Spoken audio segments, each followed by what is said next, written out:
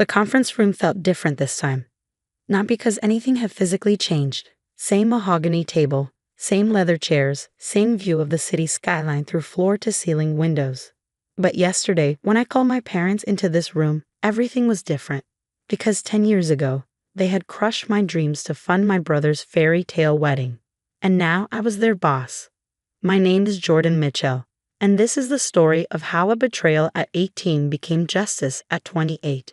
It started on graduation day. I was valedictorian of my high school class, had been accepted to MIT with a partial scholarship, and was 2 weeks away from starting the next chapter of my life. My parents, Linda and Robert Mitchell, had been saving for my college education since I was born. $80,000 in a dedicated education fund that they'd shown me statements for every year on my birthday. "This is your future, sweetheart," my mother would say, pointing to the growing balance. "Every dollar in here is for your education." I had worked for that future too. While other kids were at parties, I was studying. While they were playing video games, I was in academic competitions. I graduated with a 4.8 GPA, scored 1580 on my SATs, and earned recognition as a National Merit Scholar. MIT wasn't just a dream, it was a certainty backed by years of preparation and that $80,000 safety net. 2 weeks before I was supposed to leave for college, everything changed. My older brother Trevor, 26 at the time, had been dating his girlfriend Vanessa for 3 years. She came from money. Old money, the kind that came with expectations and social pressures. When Trevor proposed, Vanessa's family made it clear that anything less than a spectacular wedding would be an embarrassment to their family name. Trevor had been working as a sales associate at a car dealership, living paycheck to paycheck, despite being 8 years older than me. Vanessa worked part-time at her father's law firm, more for appearances than out of necessity. Neither of them had any real savings. But Vanessa had dreams. Big dreams. She wanted a destination wedding in Napa Valley, a designer dress that cost more than some people's cars, and a reception for 200 guests at a vineyard that charged $300 per plate. The total cost, $85,000. I came home from my graduation party to find my parents sitting at the kitchen table with spreadsheets, wedding magazines, and calculator. Trevor and Vanessa were there too, Vanessa crying delicately into a tissue while Trevor looked stressed and defeated. "Jordan, honey, sit down," my mother said. "We need to talk." I sat down, still wearing my graduation cap, still high from the excitement of finishing high school as valedictorian. I thought maybe they wanted to discuss my move-in plans for MIT or go over my course schedule one more time. "Trevor and Vanessa are in a difficult situation," my father began. "The wedding costs are significantly higher than they anticipated, and Vanessa's family has made it clear that they expect a certain level of presentation. We can't afford it," Trevor said, not looking at me. "Not without help." That's when I noticed the bank statements on the table, my college fund statements. "We've been thinking," my mother continued, "and we've decided to loan Trevor the money from your education fund for the wedding." The words didn't compute at first. Loan, my education fund, wedding. "What do you mean loan?" I asked.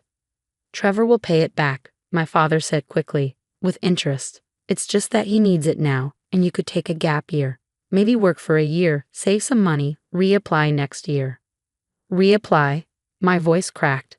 "Dad, I'm supposed to start at MIT in 2 weeks. I've already deferred my other acceptances. My scholarship is for this year." "Scholarships can be renewed," Vanessa said, speaking for the first time. "MIT will understand. It's not like you're the only student who ever took a gap year." I stared at her. This woman who I barely knew was casually dismissing my future like it was nothing. "Besides," she continued, "Trevor really needs this. We need to start our marriage on the right foot. First impressions matter in his industry, and if we have a cheap wedding, it could hurt his career prospects." "Vanessa's right," my mother said. "Trevor needs a perfect start to his married life. This wedding could open doors for him professionally. You're smart, Jordan. You'll figure something out. You'll figure something out." As if 4 years of college was something I could just improvise. "What about my scholarship?" I asked desperately. "It's worth $30,000 a year, but only if I start this fall. If I defer, I lose it completely."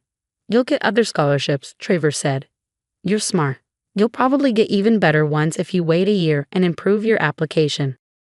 The casual way he dismissed 4 years of my academic achievements, my acceptance to one of the world's best universities, and a scholarship I'd earned through pure merit was breathtaking. "This is my future," I said, my voice shaking. "This is everything I've worked for." "And this is Trevor's future too," my mother replied. "He's starting a family. That's more important than any college." "You're being selfish," my father added.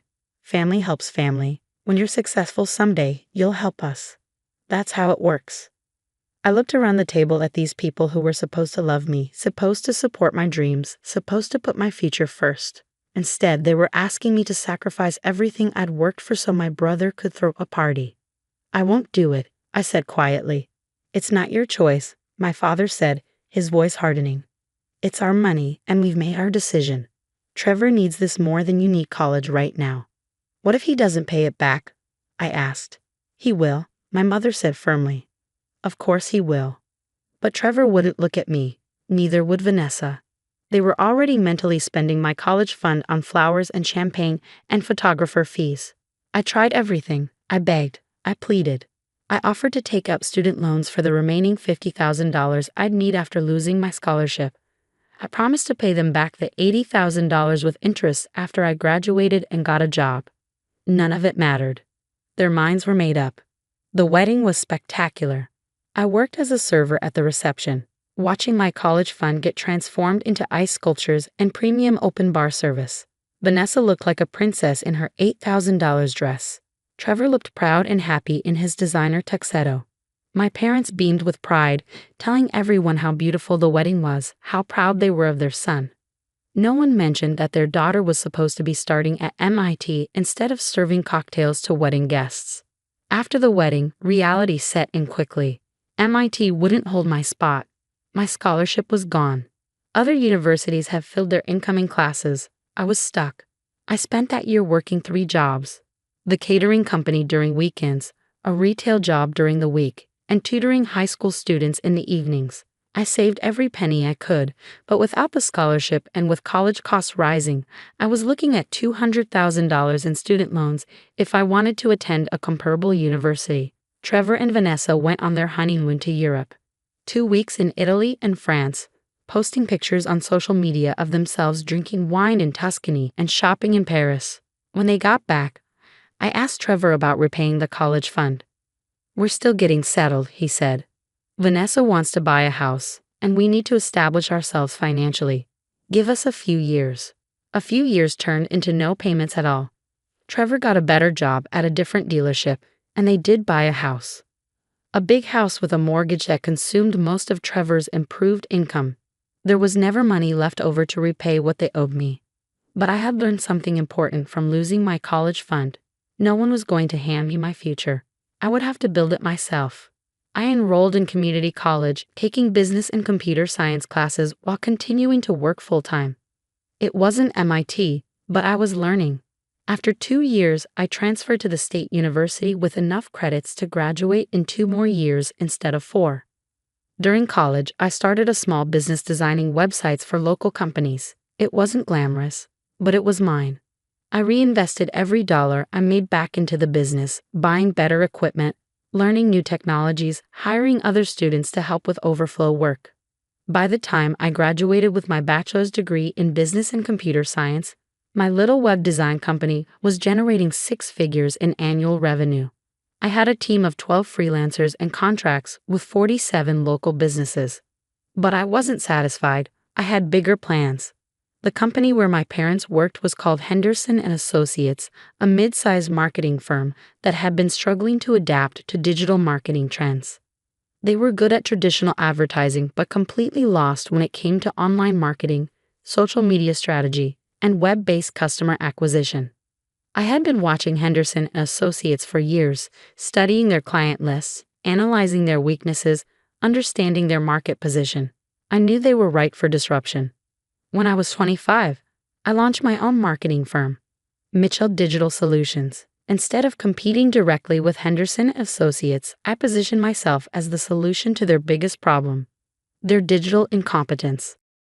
I started by poaching their clients who were frustrated with Henderson's inability to deliver modern marketing solutions.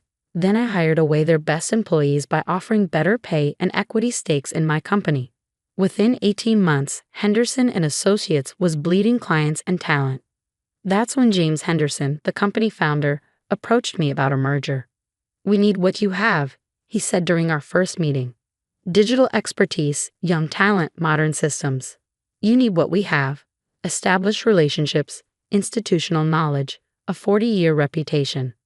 The merger made sense for both companies, but I structured it carefully. Mitchell Digital Solutions would acquire Henderson and Associates, not the other way around. I would be CEO of the combined company. The Henderson name would remain for legacy clients, but the company culture, strategy, and leadership would be mine. James Henderson was ready to retire anyway. He was 71 years old and tired of trying to understand Instagram advertising and Google algorithms. He wanted to sell his company to someone who could preserve its legacy while adapting it for the modern world. The acquisition was completed 6 months later. I was 27 years old and the owner of a marketing firm with 85 employees and $15 million in annual revenue. 2 of those employees were my parents. My father worked in the accounting department, the same position he'd held for 12 years. My mother was in client services, managing relationships with long-term Henderson clients. They were both competent employees, well regarded by their colleagues, but not particularly ambitious or innovative. They had no idea their daughter now owned the company where they worked. I waited a full year before revealing the truth. I wanted to observe them as employees, understand their work performance, see how they treated their colleagues and handled their responsibilities. I also wanted to make sure the acquisition was fully integrated and the company was stable under my leadership. During that year, I learned things about my parents' work habits that I found interesting. My father had a tendency to leave early on Fridays. My mother took extended lunch breaks to run personal errands. Neither of them was particularly engaged with the company's digital transformation initiatives. They weren't bad employees, but they weren't great ones either. They were coasting, doing just enough to avoid getting fired while collecting their paychecks and complaining about management decisions they didn't understand.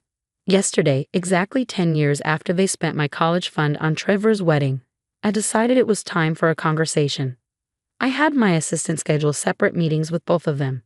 "The new owner wants to meet with all department heads and senior staff members," she told them. "Just routine getting to know you meetings." My father came in first, at 2:00 p.m. He knocked on the conference room door and walked in, stopping short when he saw me sitting at the head of the table in a business suit. "Jordan?" He looked confused. "What are you doing here?" "I thought I was meeting with the new owner." "You are," I said calmly. "Please sit down." He sat down slowly, his face showing the exact moment when he realized what was happening. You own this company?" "I do. As of 13 months ago, when Mitchell Digital Solutions acquired Henderson and Associates." The color drained from his face. "But how? When did you? Remember when you told me I figured something out?" I asked. This is what I figured out. For the next 30 minutes, I walked him through my journey. Community college while working 3 jobs. Building a business from nothing. Growing that business into a company large enough to acquire his employer. "Your work performance has been adequate," I told him. "Not excellent, but adequate. You've been taking early Fridays for the past year, which I've documented. Your productivity has declined since the acquisition, though I understand change can be difficult for employees who are set in their ways." "Jordan, I don't know what to say." I had no idea. "I'm not firing you," I said. "You're my father, and despite everything, I don't want to destroy your livelihood. But things are going to change. The early Fridays stop, your performance needs to improve. And we're going to have a conversation about that $80,000 you never paid back." My mother's meeting was at 3:30 p.m. Her reaction was similar: shock, confusion, then a dawning realization of exactly how dramatically the power dynamic had shifted. "You planned this," she said after I'd explained the situation. "You bought this company to get back at us." "No," I said. "I built a business because I needed a future since the one I planned was sold to pay for Trevor's party. Acquiring this company made business sense. The fact that you work here is just convenient." "What do you want from us?" she asked. "I want you to be better employees," I said simply. "And I want the money you stole from me, with interest. We didn't steal anything. We borrowed it for Trevor." "Did Trevor pay it back?" She was quiet for a long moment. He's had some financial difficulties. So you gave away my college fund permanently. You destroyed my scholarship, forced me to find another path, and never intended to make it right. You turned out fine, she said defensively. Look at you now. You're successful. You didn't need college after all. Unsuccessful despite what you did to me, not because of it. Unsuccessful because I refused to let your betrayal define my future. I leaned back in my chair, looking at this woman who had raised me, who had taught me right from wrong, who had always told me that family comes first. Here's what's going to happen, I said. You and Dad are going to pay me back the $80,000 with 10 years of compound interest at 6% annually. That comes to approximately $143,000. You can pay it back through payroll deductions over the next 5 years. We can't afford that, she protested. Then you'll need to make different choices. Downsize your house. Get rid of the boat Dad bought last year. Cancel your country club membership. Figure it out. You're punishing us for helping our son. I'm collecting a debt that you've ignored for 10 years. This is business, not family. We're your parents. Parents who chose their adult son's party over their teenager's education. Parents who told their daughter to figure it out when they destroyed her future. Parents who never apologized, never tried to make it right, never even acknowledged what they took from me. She was crying now, but I felt no sympathy. I had cried too, 10 years ago, when I watched my dreams disappear into ice sculptures and premium bar service. Trevor's marriage didn't even last, I added. They divorced 3 years ago. Vanessa took half of everything in the settlement, including half the value of the house you helped them buy with my college fund. So your investment in his perfect start returned exactly nothing. That meeting ended with my mother signing a payroll deduction authorization form. My father had signed an identical form an hour earlier. Today, both of my parents are still my employees. They're also my debtors, paying back the money they stole from me one paycheck at a time. They do their jobs adequately, knowing that their daughter, the one they told to figure it out, is watching their performance and measuring their value to the company. Trevor works at another car dealership now, still living paycheck to paycheck, still making excuses for why he can't pay back money he owes. He sends me a Christmas card every year with a note about how proud he is of my success, and how he always knew I'd do great things. I throw the cards away without reading them. The company is thriving under my leadership. We've tripled our revenue, expanded to 4 cities, and I'm looking at acquisition opportunities in other markets. I've built the future I was supposed to have, just 10 years later and entirely on my own terms. Sometimes people ask me if I'm angry about what my parents did. The answer is no. Anger is what I felt at 18 when they betrayed me. What I feel now is satisfaction. They taught me that family doesn't mean what I thought it meant. They taught me that promises can be broken when convenient. They taught me that I couldn't depend on anyone but myself. Those were valuable lessons, even if they weren't intended as such. Now, every 2 weeks when their paychecks are automatically reduced by $1,430, they're reminded of those lessons too. And every time they sit in a meeting where I'm making decisions about their workplace, their benefits, their future, they're reminded of the 18-year-old girl they told to figure it out. I figured it out just fine, better than they ever imagined. I never meant to become the family ATM, but that's exactly what happened when I married into the Garrett dynasty. Though dynasty might be too generous a term for a family living on borrowed glory and my credit line. My name is Violet, and I'm about to tell you how I orchestrated the most expensive revenge plot of my life. Was it worth it? I'm getting ahead of myself. Darling, you simply must join us for dinner tonight. Vivienne's voice dripped honey through my phone. We're planning the most spectacular summer trip to Italy. The whole family will be there. The whole family? Right. I'd heard that before. Of course, I replied, already calculating the hidden cost of this family dinner. Last time, it ended with me financing Rebecca's wedding after-party. The time before that, it was Stuart's Yacht Club membership renewal. The restaurant was exactly what I expected. Crystal chandeliers, white tablecloths, and wine prices that made my accountant's heart skip a beat. Vivienne held court at the head of the table, her perfectly coiffed silver hair catching the light. "Violet, dear, you're late," she said, not bothering to look up from her menu. My husband Kian squeezed my hand as I sat down. a gesture that might have meant something if he'd ever actually stood up for me. Sorry, had a client meeting that ran long. I managed my own investment firm, a detail Vivian conveniently forgot except when she needed something. Rebecca was already there with Jeremiah and their girls, Eloise picking at her pasta while little Charlie dozed in her father's arms. We were just discussing the villa in Florence, Vivian continued. Stuart's old friend has offered us an absolutely divine property. 2 weeks, private pool, vineyard views.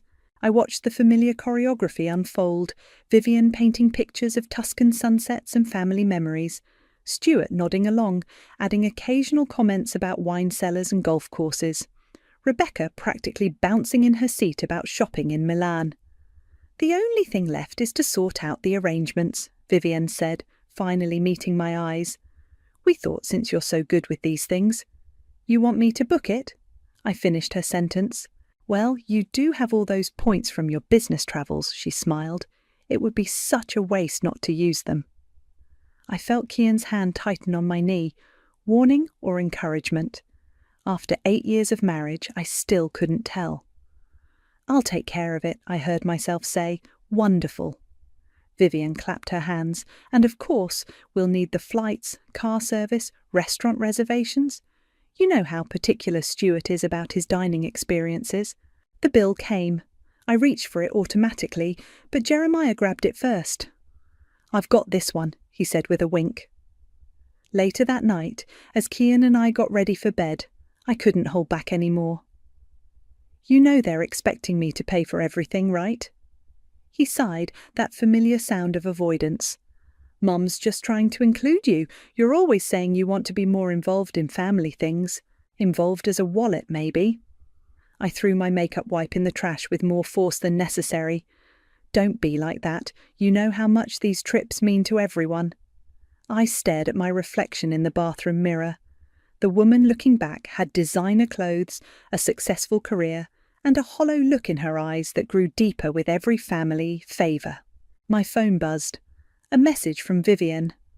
Darling, forgot to mention, we'll need first-class tickets. Stuart's back, you understand, and Rebecca gets so anxious in economy.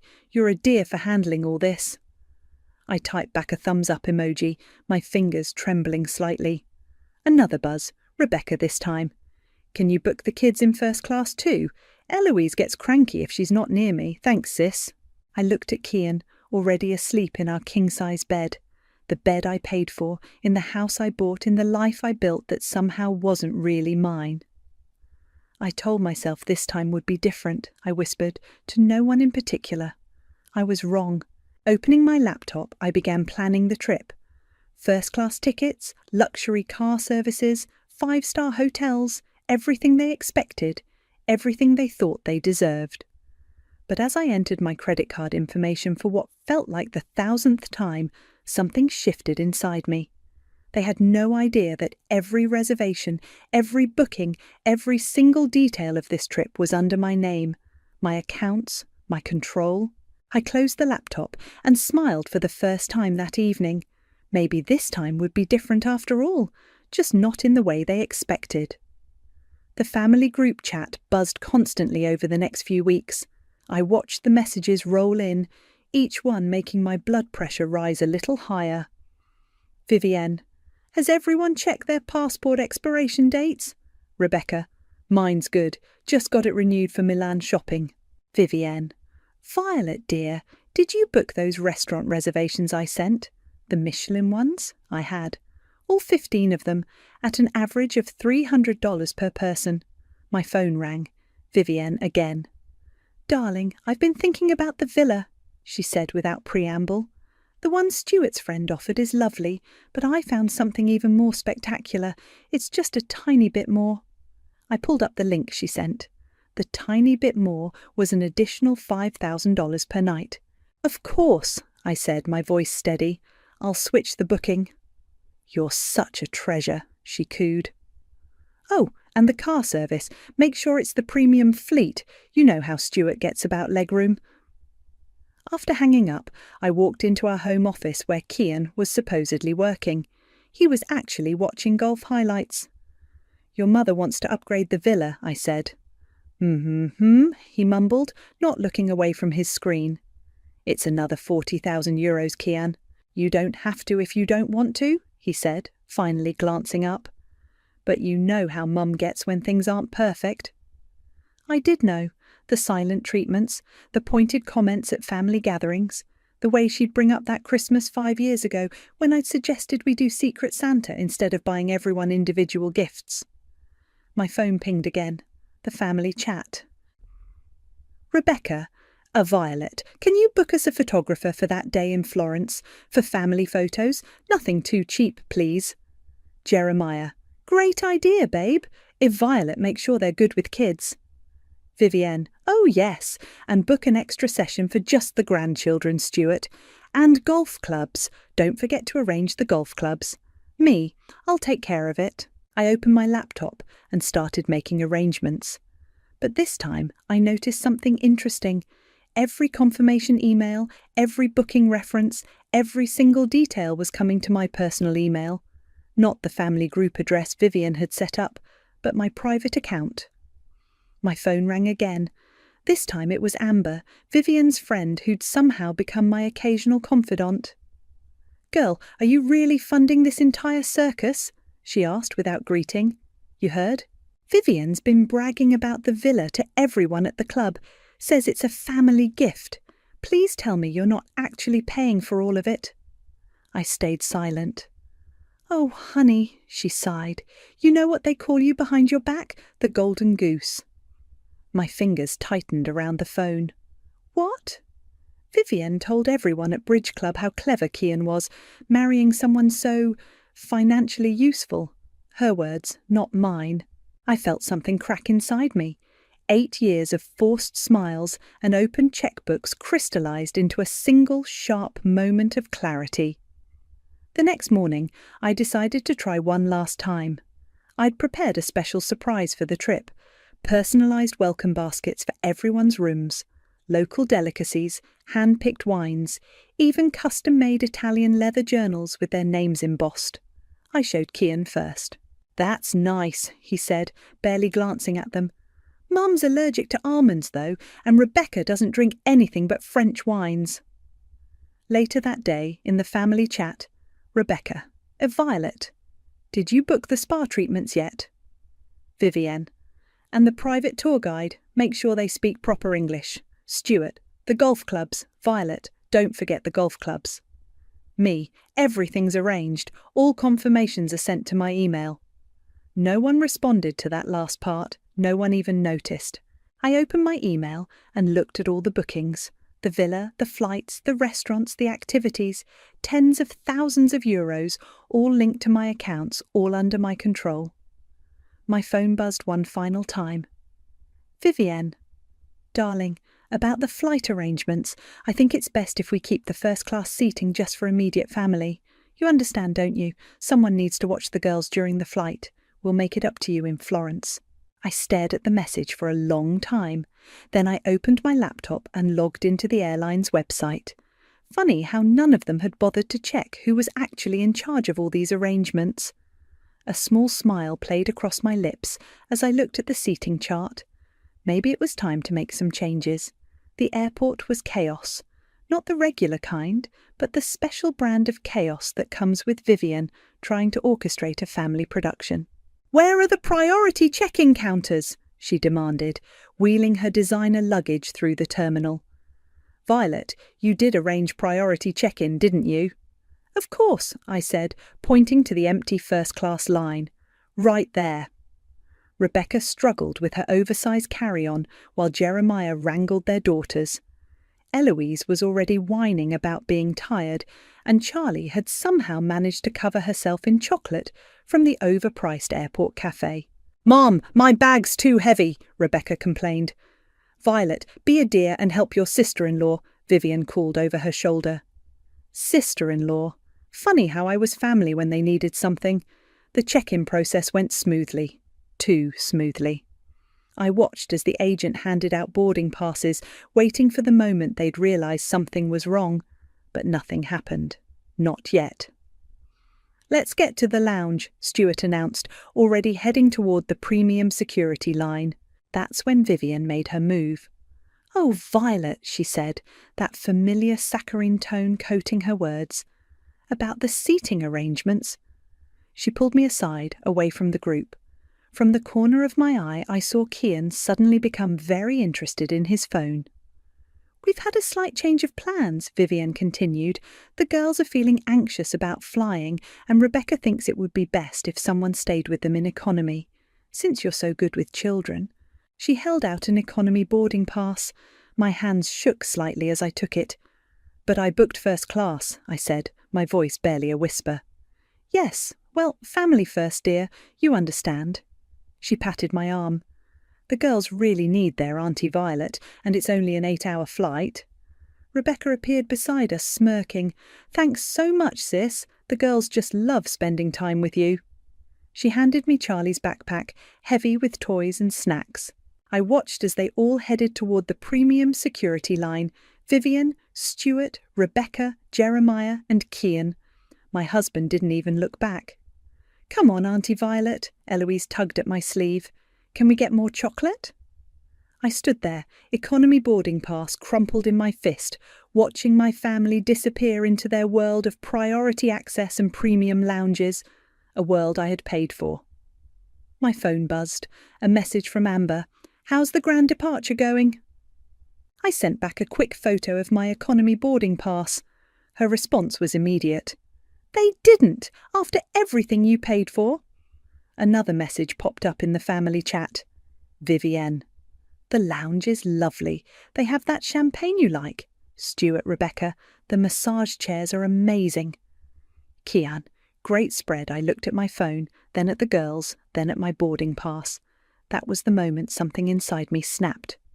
"Girls," I said, forcing a smile, "want to see something cool?" I led them to a nearby seating area and pulled out my laptop. Thank God for airport Wi-Fi. "What are you doing, Auntie Violet?" Eloise peered at my screen. "Making some magic happen," I replied, logging into my email. "Have you ever wanted to be a detective?" Both girls nodded enthusiastically. "Well, we're going to play a little game, but it's a secret game, okay? You can't tell anyone, not even your mum." "I love secrets," Charlie clapped her hands. I opened the airline's website and navigated to our booking.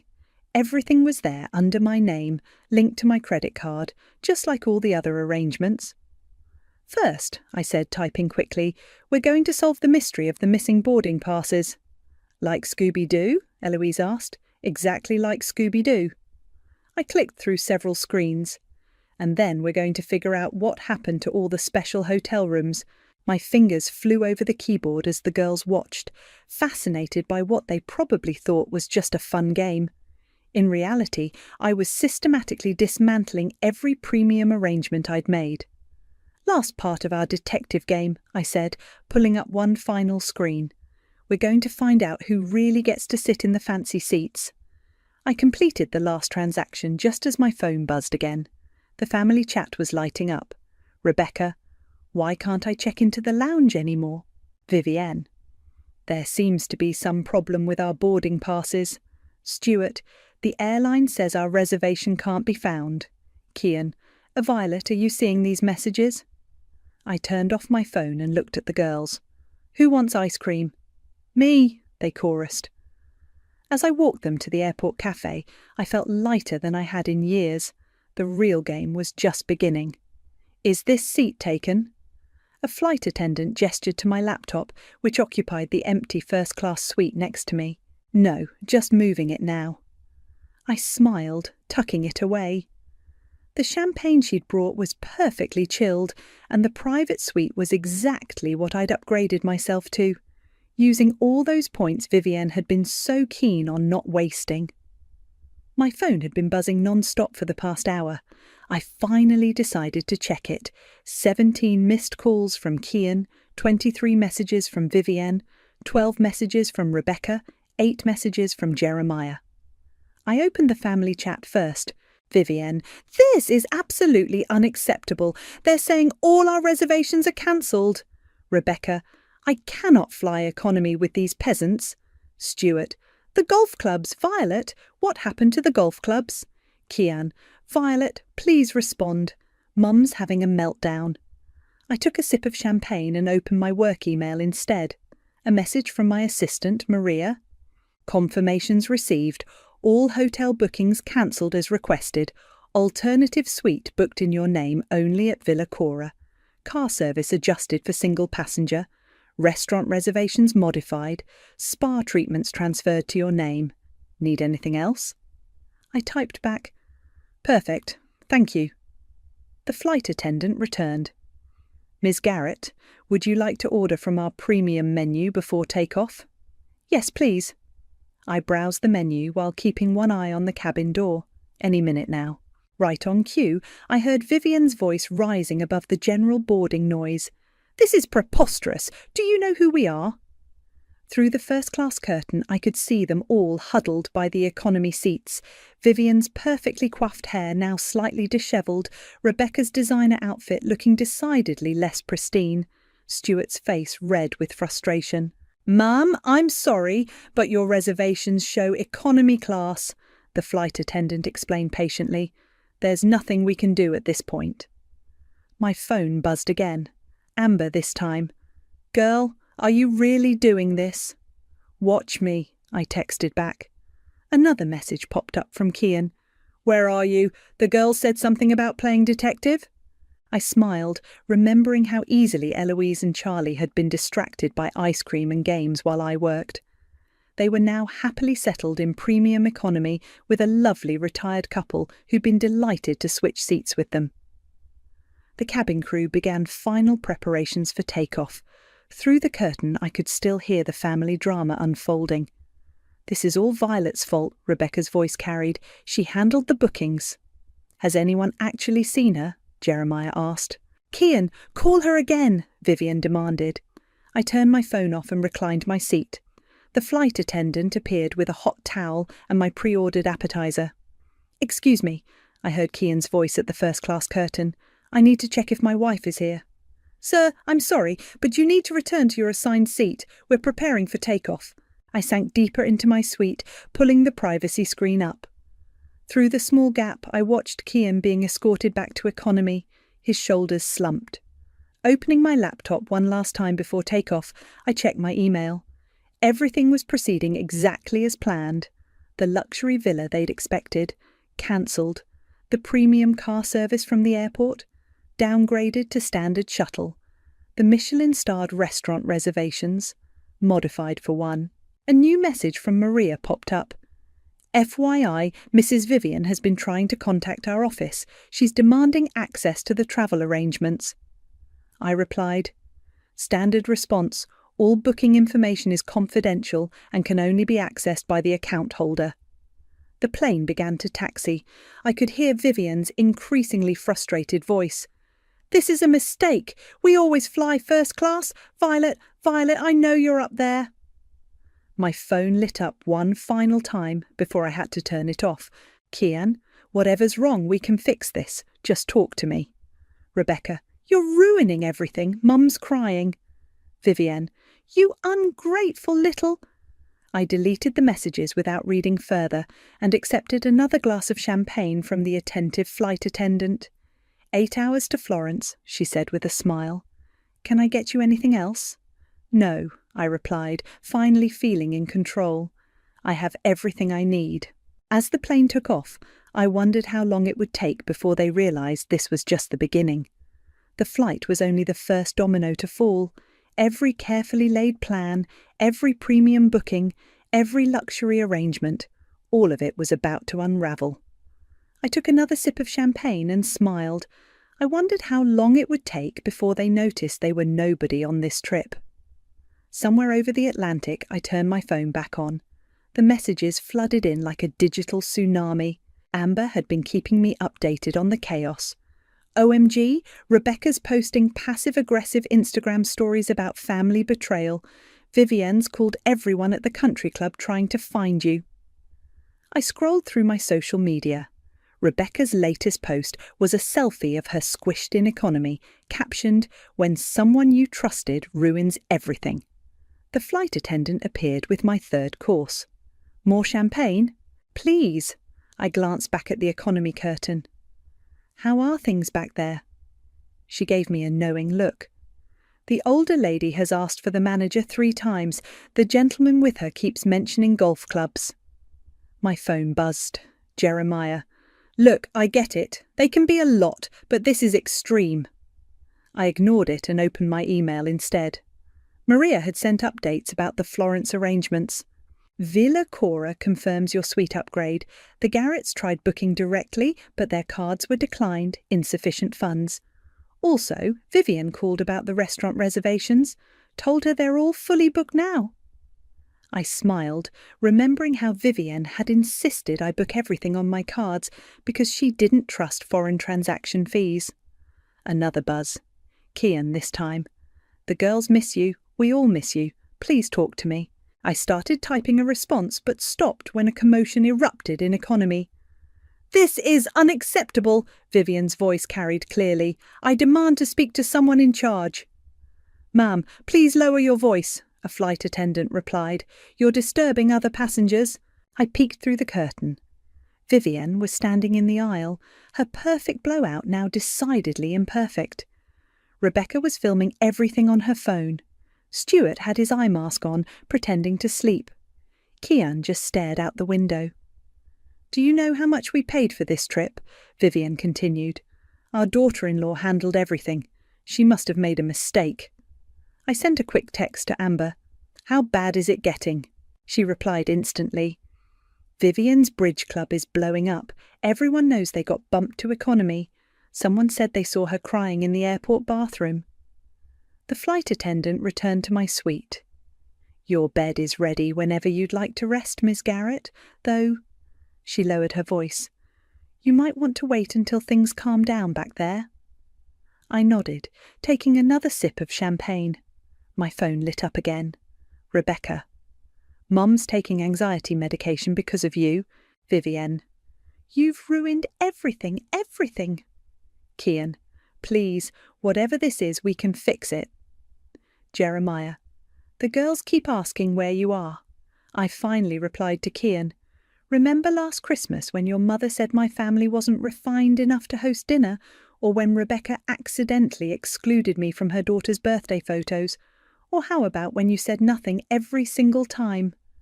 3 dots appeared as he typed, then stopped, started again, stopped. Finally, I didn't know it hurt you this much. I laughed out loud, startling the passenger across the aisle. Didn't know or didn't care. No response. Another message from Maria. FYI, they're trying to book alternative hotels in Florence. Everything's full or mysteriously unavailable. Should I release any of the reservations? No, I typed back. Keep everything as is. The plane hit turbulence, and I heard Vivian yelp from economy. Probably spilled her economy class wine on her designer outfit. Amber texted again. Vivian's friend just posted about new money people who don't know their place. Pretty sure she means you. I stretched out in my fully flat bed, enjoying the irony. For years they'd treated me like an outsider while happily spending my new money. Now they were the ones on the outside. My phone buzzed one final time. Kian again. Mum's having a panic attack. The flight attendants are involved. Please, if you're there, we need help. I turned off my phone and pulled up my privacy screen. Let them handle their own crisis for once. The flight attendant appeared with fresh bedding. Everything okay, Miss Garrett? I heard there's some disturbance in economy. Everything's perfect, I replied, settling into my luxury cocoon. Sometimes turbulence is exactly what you need. As I drifted off to sleep, I could still hear faint arguing from economy class. But for the first time in 8 years, it wasn't my problem to fix. I wondered what would break first when we landed. Vivienne's composure or Kian's loyalty to his mother. Either way, I'd have the best view from my luxury suite at Villa Cora. Florence Airport was a scene straight out of a reality TV show meltdown. I stood quietly by the premium baggage claim, watching chaos unfold through the reflection in my sunglasses. What do you mean our luggage is lost? Vivian's voice echoed through the terminal. This is Gucci, limited edition. Rebecca was having her own crisis near the help desk. No, you don't understand. We're supposed to have a luxury car service. Look up the name Garrett. I smiled as my phone buzzed with a message from Maria. Your Mercedes S-Class is waiting outside. Driver has been instructed to take you directly to Villa Cora. Violet! I turned to see Kian jogging toward me, his normally perfect hair dishevelled from the economy flight. We need to talk. Now you want to talk? I adjusted my designer sunglasses. 8 years of watching your mother treat me like hired help, and now you want to talk? You've made your point, he said, lowering his voice. But this is cruel. Mum's medication is in her lost luggage. Dad's back is killing him from those economy seats. The girls are exhausted. Funny how nobody cared about cruelty when I was being demoted to babysitter at the airport. A commotion erupted behind us. Rebecca was now crying, mascara running down her face. My followers expect daily content from this trip. How am I supposed to post anything from some budget hotel? Jeremiah approached, looking more serious than I'd ever seen him. Violet, listen, I get why you're angry, but this isn't just about Vivian anymore. The kids are suffering.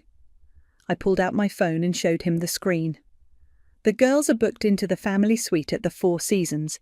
Their favourite snacks are already in the room, along with 2 stuffed Italian bears. His eyes widened. I'm not a monster, Jeremiah. I just stopped being a doormat. Vivienne stormed over, her Hermes scarf askew. You vindictive little... Careful, I cut her off. You might want to think about what you say next. I still control every booking for the next 2 weeks. She froze, and I saw the exact moment reality hit her. Every restaurant reservation, every tour guide, every spa appointment, all under my name, my control. How dare you, she whispered, after everything we've done for you? I laughed. Everything you've done for me? Let's talk about everything I've done for you. The Christmas galas, the country club memberships, the shopping sprees, all on my dime while you treated me like some charity case who got lucky marrying your son. Stuart appeared, looking haggard. The hotel has no record of our reservation. That's because I cancelled it, I said calmly, along with everything else you took for granted. Where are we supposed to stay? Rebecca wailed. There's a lovely hostel downtown, I suggested. Very authentic Italian experience. Kian grabbed my arm. Please, tell me what you want. We can fix this. I pulled away. Fix this? Like you fixed it every time your mother humiliated me, every time Rebecca excluded me, every time I was treated like an ATM with a pulse? My phone buzzed again. The driver was waiting. The girls' reservation at the Four Seasons is under Jeremiah's name, I said, gathering my designer luggage. As for the rest of you, I smiled. I hear Florence is lovely in the summer, even without air conditioning. You can't do this, Vivian said, but her voice had lost its usual authority. I already have. I started walking toward the exit, then turned back. Oh, and Stuart, about those golf clubs you kept asking about? I donated the reservation to a local youth programme. They send their thanks. Jeremiah looked between his crying wife and his exhausted daughters. Rebecca, I'm taking the girls to the Four Seasons. You can either come with us or stay with your parents. The silence that followed was deafening. Jeremiah, Vivian gasped. You can't possibly... Actually, I can, he said, picking up Charlie. Come on, Eloise, let's go see those stuffed bears Auntie Violet got you. I watched as the family unit cracked right there in the arrival hall. Rebecca, torn between her mother and her children. Kian, still staring at me like he'd never seen me before. Stuart, slumped in an airport chair, finally looking his age. My driver appeared, taking my bags. Villa Cora, Miss Garrett? Yes, I said, loud enough for everyone to hear. The royal suite, please. As I walked away, I heard Vivian's last desperate attempt. Violet, you'll regret this. But for the first time since I'd married into the family, I knew I wouldn't regret a thing. The royal suite at Villa Cora was everything Vivian had dreamed of, and now I had it all to myself. I was sipping Prosecco on my private terrace when my phone lit up with Amber's latest update. You've gone viral in their social circle. Someone leaked that they're staying at a 2-star hotel near the train station. Vivian hasn't posted anything in 24 hours, a new record. A knock at my door interrupted my reply. I opened it to find Kian, looking worse than I'd ever seen him. "How did you even get up here?" I asked. "Told the staff I was your husband." He attempted a weak smile. "That still means something, right?" I let him in, if only to avoid making a scene in the hallway. He walked straight to the terrace and stared at the Tuscan landscape. "Mum's a mess," he said finally. "Dad's back is so bad he can barely walk. Rebecca's—" He trailed off. "Not my problem anymore," he turned to face me. "What do you want, Violet? Money? An apology? Tell me how to fix this." "Fix this?" I laughed.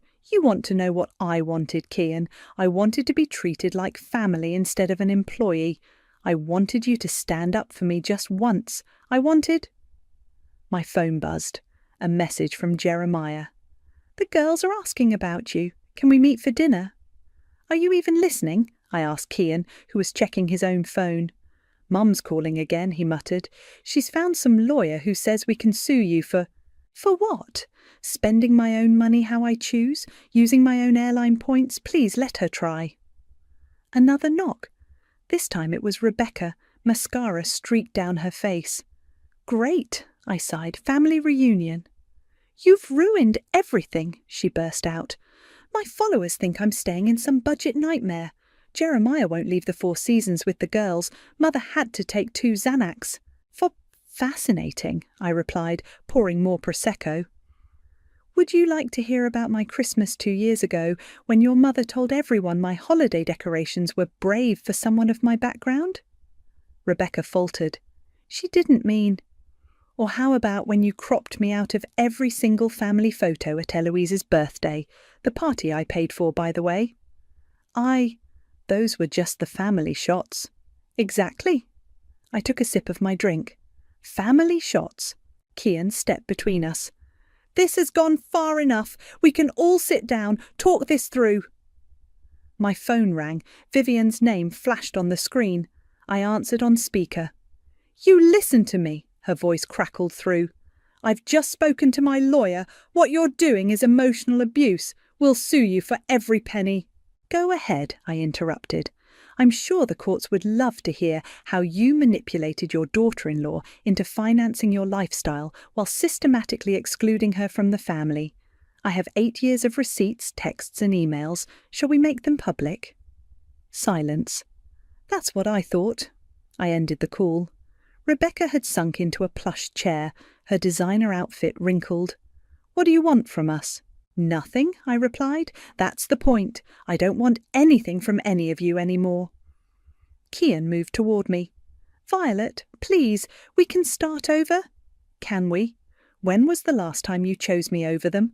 When was the last time you saw me as your wife instead of your mother's ATM?" His silence was answer enough. My phone buzzed again. A message from the hotel manager. "Ms. Garrett, your table at the Michelin-starred restaurant is ready whenever you'd like. The chef has prepared a special tasting menu for you." "That was supposed to be Mother's birthday dinner," Rebecca whispered. "It was. Paid for with my money, booked under my name." I stood up. "Now, if you'll excuse me, I have dinner plans." "You can't just leave us like this," Kian protested. "Watch me." I grabbed my purse. "Oh, and Rebecca, feel free to post about your authentic Italian experience. I hear budget travel is trending." As I walked to the door, Kian made one last attempt. "What about the girls? They miss their Auntie Violet." "The girls are welcome to visit me here, with Jeremiah, of course." I smiled. "He seems to be the only one who understands what family really means." I left them in my suite, taking the private elevator to the restaurant. My phone buzzed one final time. Amber again. "Vivienne just posted a cryptic quote about forgiveness. Should I tell her that's rich coming from someone staying at a hotel with shared bathrooms?" I smiled and turned off my phone, let them stew in their 2-star hotel while I enjoyed my 7-course tasting menu. Sometimes Karma needs a little help getting started. The morning sun streamed through the villa's windows as I packed my bags. My phone had been suspiciously quiet since last night's dinner confrontation. A gentle knock at the door revealed Jeremiah with the girls. "Auntie Violet!" Charlie rushed to hug my legs while Eloise held back, uncertain. We wanted to say goodbye before heading to the airport, Jeremiah said, and thank you for the sweet, the bears, everything. Is it true you're not coming home with us? Eloise asked quietly. I knelt down to her level. Not right away, sweetheart, but we'll see each other soon, I promise. Rebecca's staying with her parents, Jeremiah said, running a hand through his hair. Says she needs to support her mother during this difficult time. He made air quotes with his fingers. And you? Filing for separation when we get back? He shrugged. Turns out watching your wife choose family toxicity over her own kids clarifies things. My phone buzzed. A message from Kian. Checked out of the hotel. Parents flying home early. Can we talk? Really talk? Uncle Kian is sad, Eloise said, peeking at my phone. Grandma says you broke his heart. Sometimes, I told her, hearts need to break before they can heal properly. Another knock. This time it was Amber. Girl, you won't believe the drama! She burst in, then noticed Jeremiah and the girls.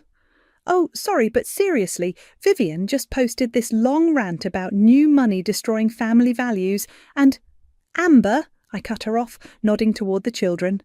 Right, sorry, she composed herself. Anyway, I brought croissants and tea and gossip for later. Jeremiah checked his watch. We should head out. Girls, say goodbye to Auntie Violet. After they left, Amber poured tea. So, what's your plan now? Before I could answer, my phone rang. Kian again. This time I answered. I'm outside, he said. Please. I found him in the villa's garden, sitting on a marble bench. He looked like he hadn't slept. Mum and Dad are gone, he said. Rebecca too, it's just me. Congratulations on finally being alone. I deserve that. He stood up. I deserve all of it, but I need you to know something. When I married you, it wasn't for your money. No, I agreed. That was just a bonus your mother discovered later. I was weak, he admitted. Every time they mistreated you, I told myself it wasn't that bad. That family is messy, that you were strong enough to handle it. Strong enough to be your mother's punching bag? Strong enough that I could be weak. He met my eyes. I'm not asking for forgiveness. I'm not even asking for another chance. I need you to know that I see it now. All of it. My phone buzzed again. An email from Maria. Divorce papers ready for review whenever you are. I've already seen the papers, Kian said quietly. Maria sent them this morning. Of course she did. I won't contest anything. He pulled out an envelope. And I brought this. Inside was a cheque, a big one. What's this? Everything you spent on my family, plus interest. I sold my shares in Dad's company. I stared at the cheque, then at him. You loved that job. I loved you more. I just forgot that for a while. Amber appeared on the terrace above us. Violet, that lawyer you wanted is on the phone. I looked at the cheque again, then ripped it in half. I don't want your money, Kian. I never did.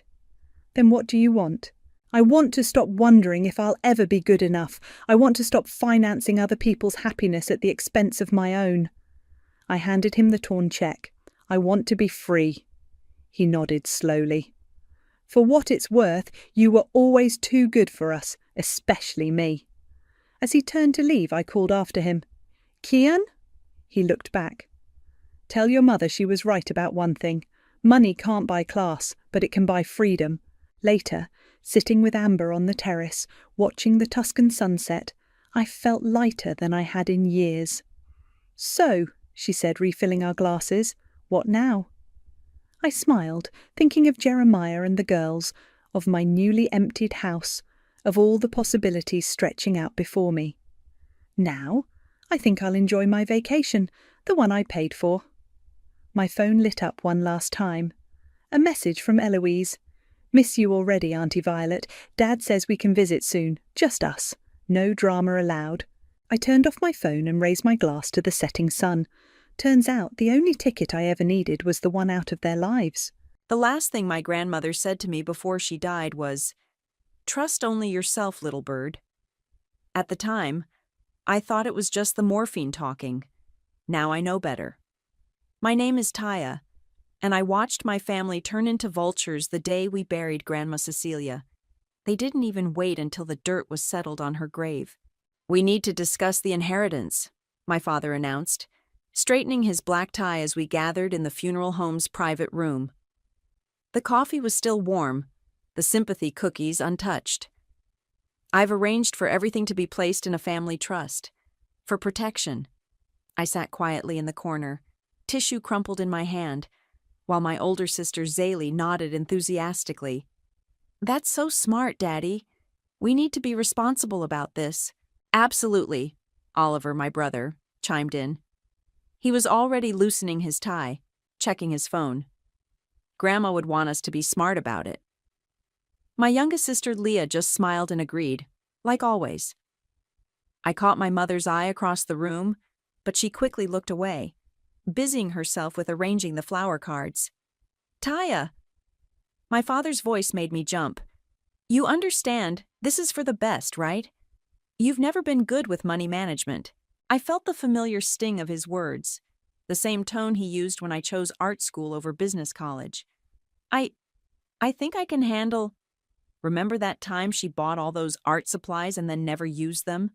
Zaylee interrupted with a laugh. "Or that ridiculous attempt at starting an Etsy shop?"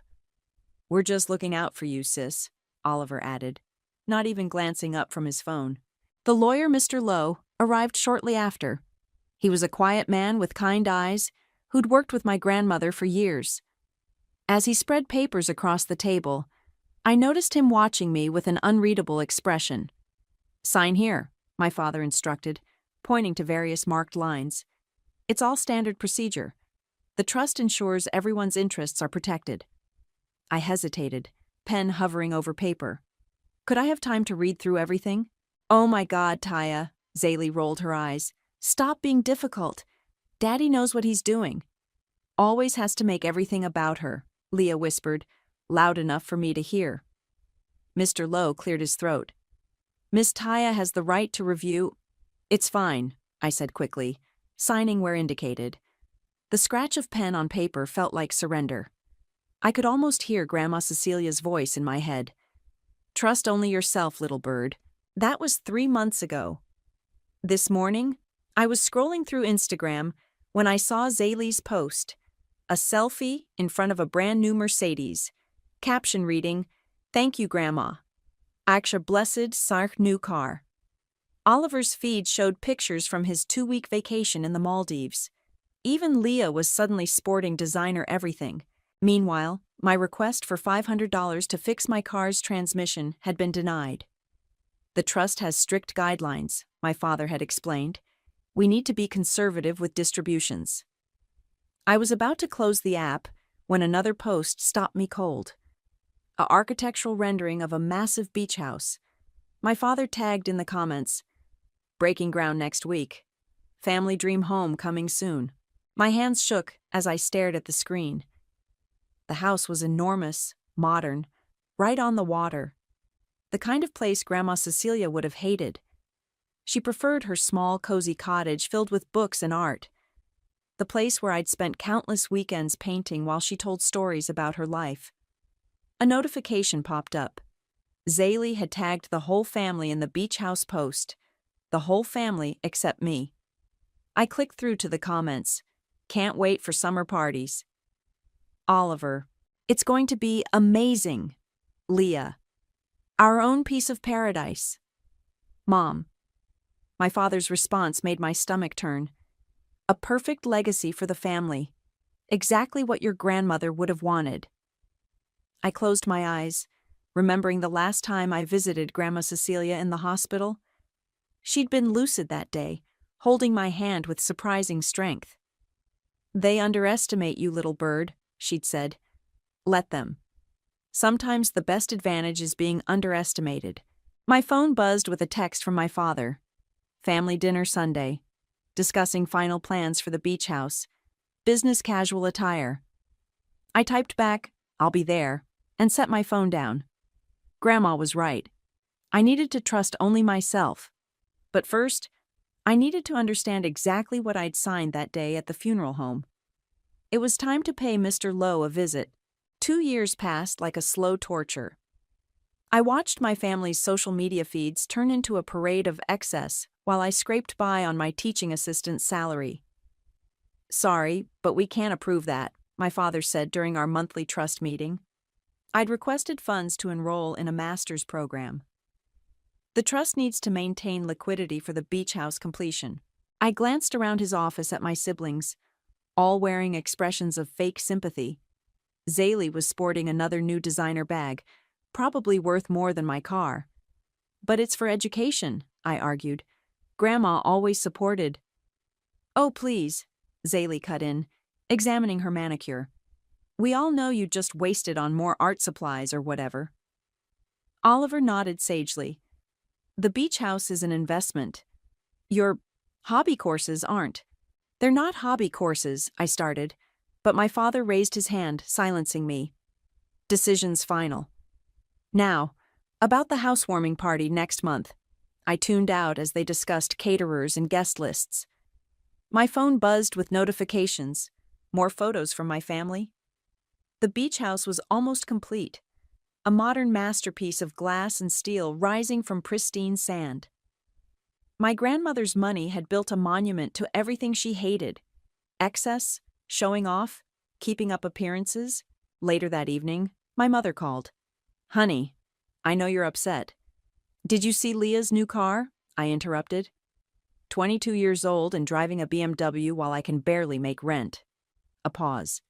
"Your father knows best, dear. He's just protecting you from what? Making my own decisions? Living my own life?" "Don't be dramatic," she sighed. "Oh, about the housewarming. Maybe it's best if you skip this one. Zaylee's invited some important people from her firm, and you know how you can get emotional." The words hit like a slap. "Emotional? You mean honest?" "Taya, please, just trust your father's judgment." I hung up without responding. Opening Instagram, I saw new posts from my siblings. Zaylee: "Final touches on Paradise. Can't wait to show everyone next month." "Blessed Masharm beach life." Oliver: "Home stretch. Get ready for the party of the year." Leah: "Best family ever. Love you all. Except you know who?" The comments were full of heart emojis and excited responses. My father had even commented, "Proud of my children. Building a legacy." A legacy built with money that should have been shared. Money that was supposed to help all of us grow, not just fund their materialistic fantasies. The doorbell rang, startling me. A courier stood outside with a thick envelope requiring a signature. "Package for Taya," he said, checking his tablet. "From Evergreen Legal Services." I signed and took the envelope inside. It was heavy, sealed with wax, something I hadn't seen since Grandma's letters. My hands trembled as I broke the seal. Inside was another envelope, yellowed with age, in my grandmother's distinctive handwriting. "For when you are ready." Below it was a note from Mr. Lowe. "Dear Taya, your grandmother instructed me to wait 2 years before sending this to you. She said you would know when it was time. Fabian Lowe." I stared at my grandmother's envelope, heart pounding. The last time I'd seen her handwriting was in her journal, which mysteriously disappeared after the funeral. My father claimed he'd stored it somewhere safe. My phone buzzed again. A group text from Zaylee. "Final guest list for housewarming. Dress code, summer elegant. No children or +1s without approval. Dad says to remind everyone about the NDA signing before entry. Standard stuff for high-profile guests." A string of responses followed. Oliver: "Wouldn't miss it." Leah: "Already bought my dress." Mom: "Everything's ordered and confirmed." I looked back at my grandmother's envelope. Her voice echoed in my memory. "Trust only yourself, little bird. Sometimes the best advantage is being underestimated."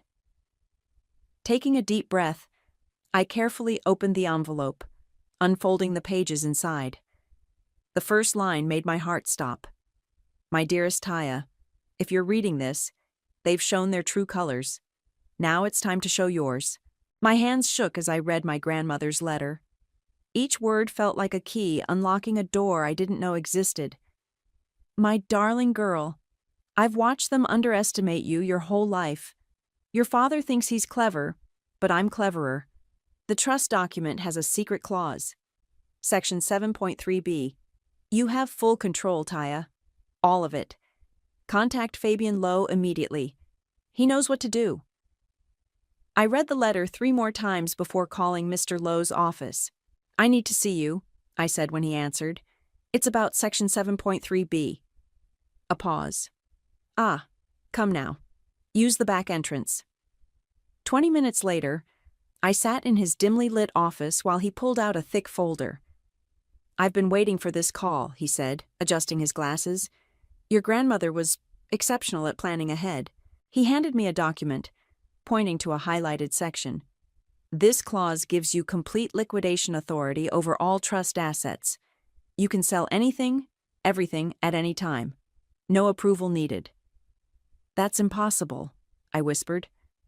My father said, Your father never read the fine print. Mr. Lowe allowed himself a small smile. Cecilia insisted on burying this clause in legal jargon. She knew Harvey would skim right past it. So the beach house is technically yours to sell, along with everything else purchased through the trust. My mind raced with possibilities. Why didn't you tell me sooner? Your grandmother's explicit instructions. She wanted you to see their true nature first. And, he hesitated, she wanted you to grow stronger. A knock at the door made us both jump. Mr. Lowe's secretary poked her head in. Mr. Harvey is here for his 2 o'clock. My blood ran cold. Mr. Lowe acted quickly, ushering me toward a side door. Use the service elevator, he whispered. I'll call you tomorrow with details. I slipped out just as I heard my father's voice in the reception area. Heart pounding, I took the service elevator to the parking garage. As I drove home, my phone buzzed with notifications. Zaylee. Just ordered custom furniture for my beach house suite. Oliver. Wait till you see the wine cellar we added. Leah. Can't believe we get our own private beach. Best family ever. I pulled over, unable to focus on driving. Opening my grandmother's letter again, I read the final paragraphs. They'll try to make you doubt yourself, little bird. They'll call you ungrateful, difficult, emotional. But remember, you are my granddaughter. You have my spirit, my strength, and now my protection.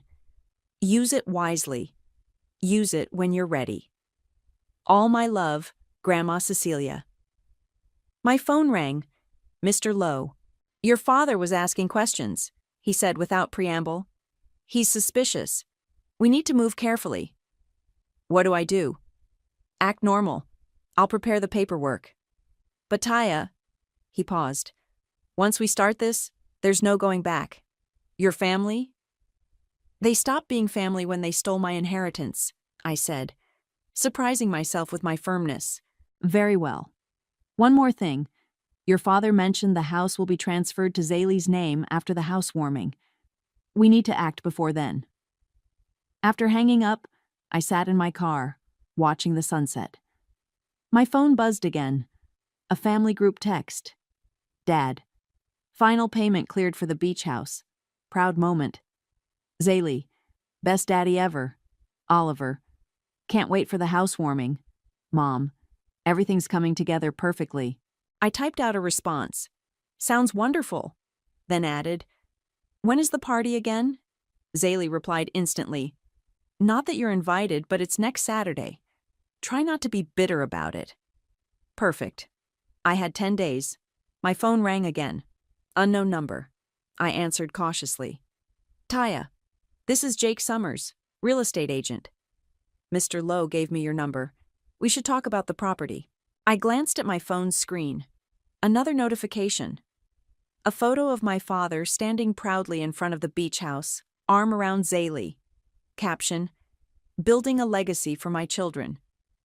Yes, I said into the phone, my voice steady. Let's talk about selling a beach house. Just smile and nod, Jake advised during our third meeting. Document everything, but play dumb.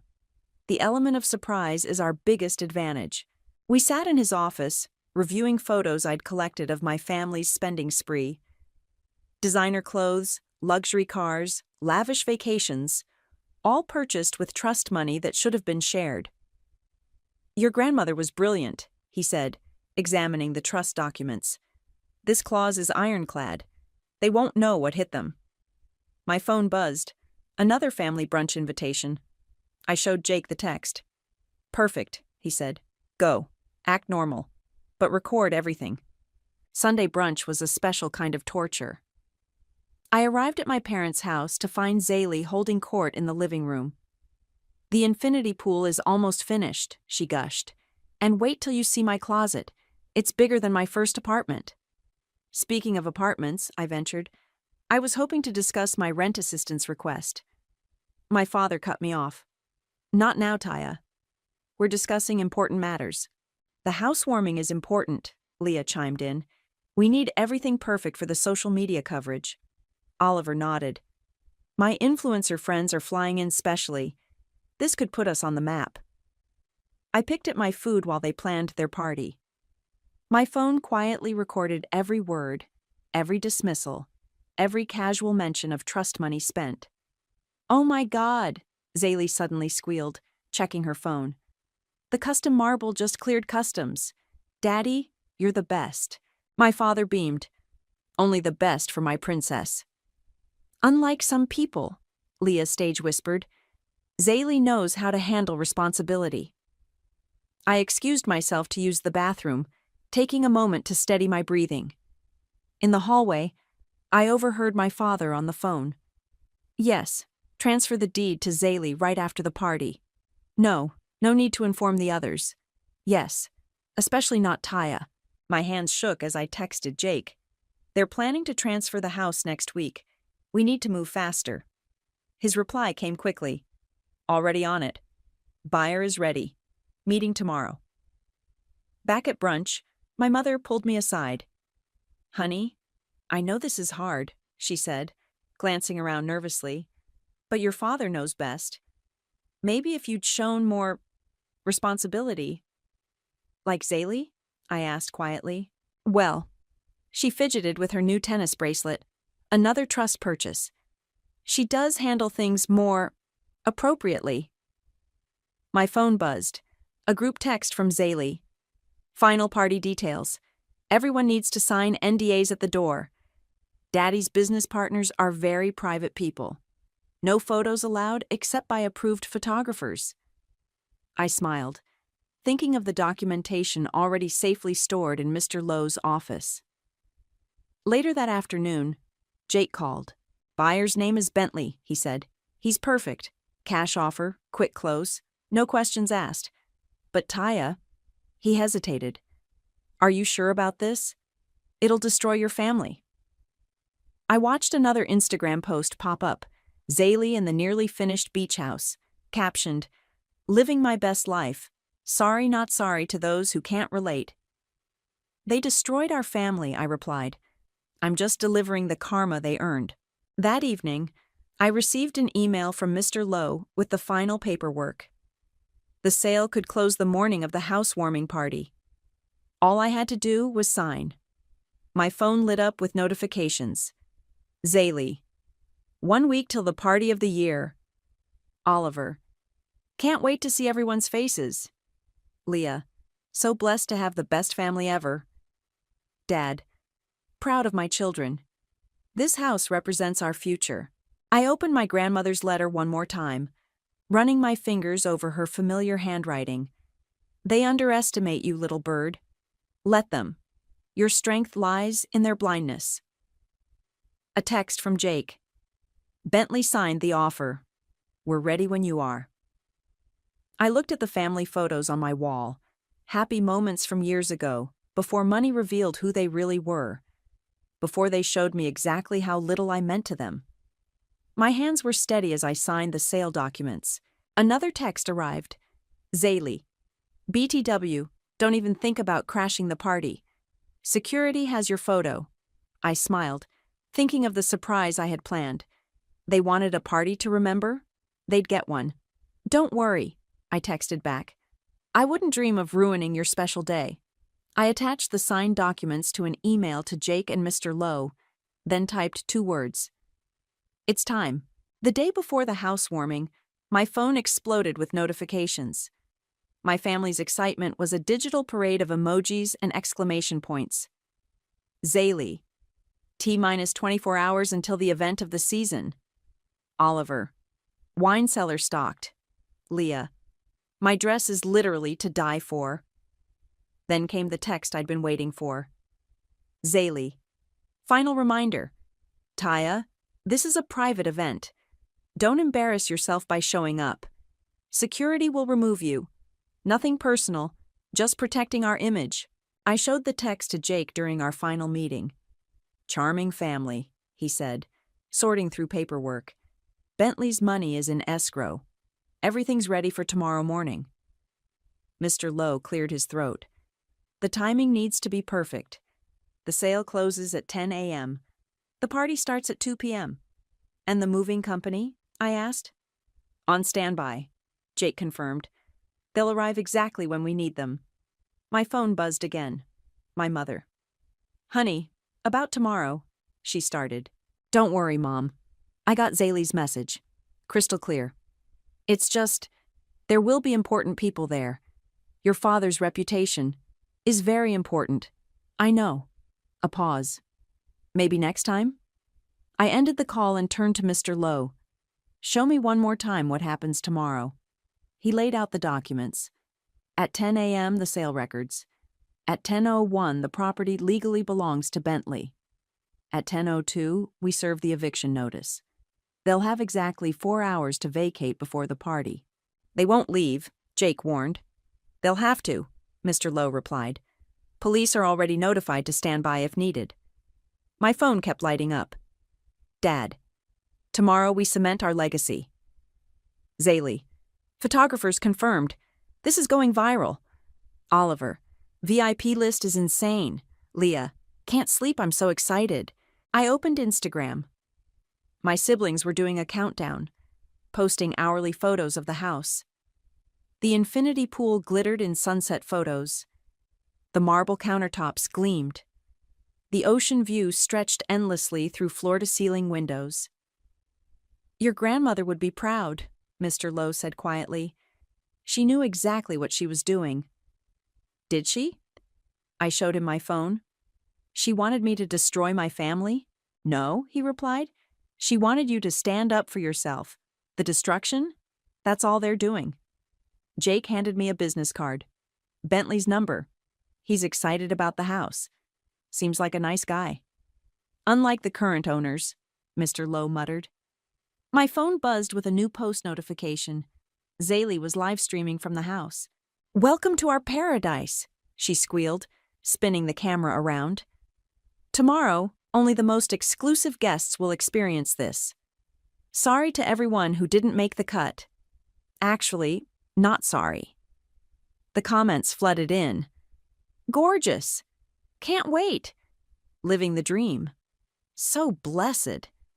I watched my sister prance through rooms built with my inheritance, showing off features paid for with my money, planning a party I was banned from attending. You okay? Jake asked. I showed him the stream. They really think they're untouchable. Not for long, Mr. Lowe said. Get some rest. Tomorrow will be intense. At home, I laid out my outfit for the next day. A crisp white suit my grandmother had bought me for my college graduation.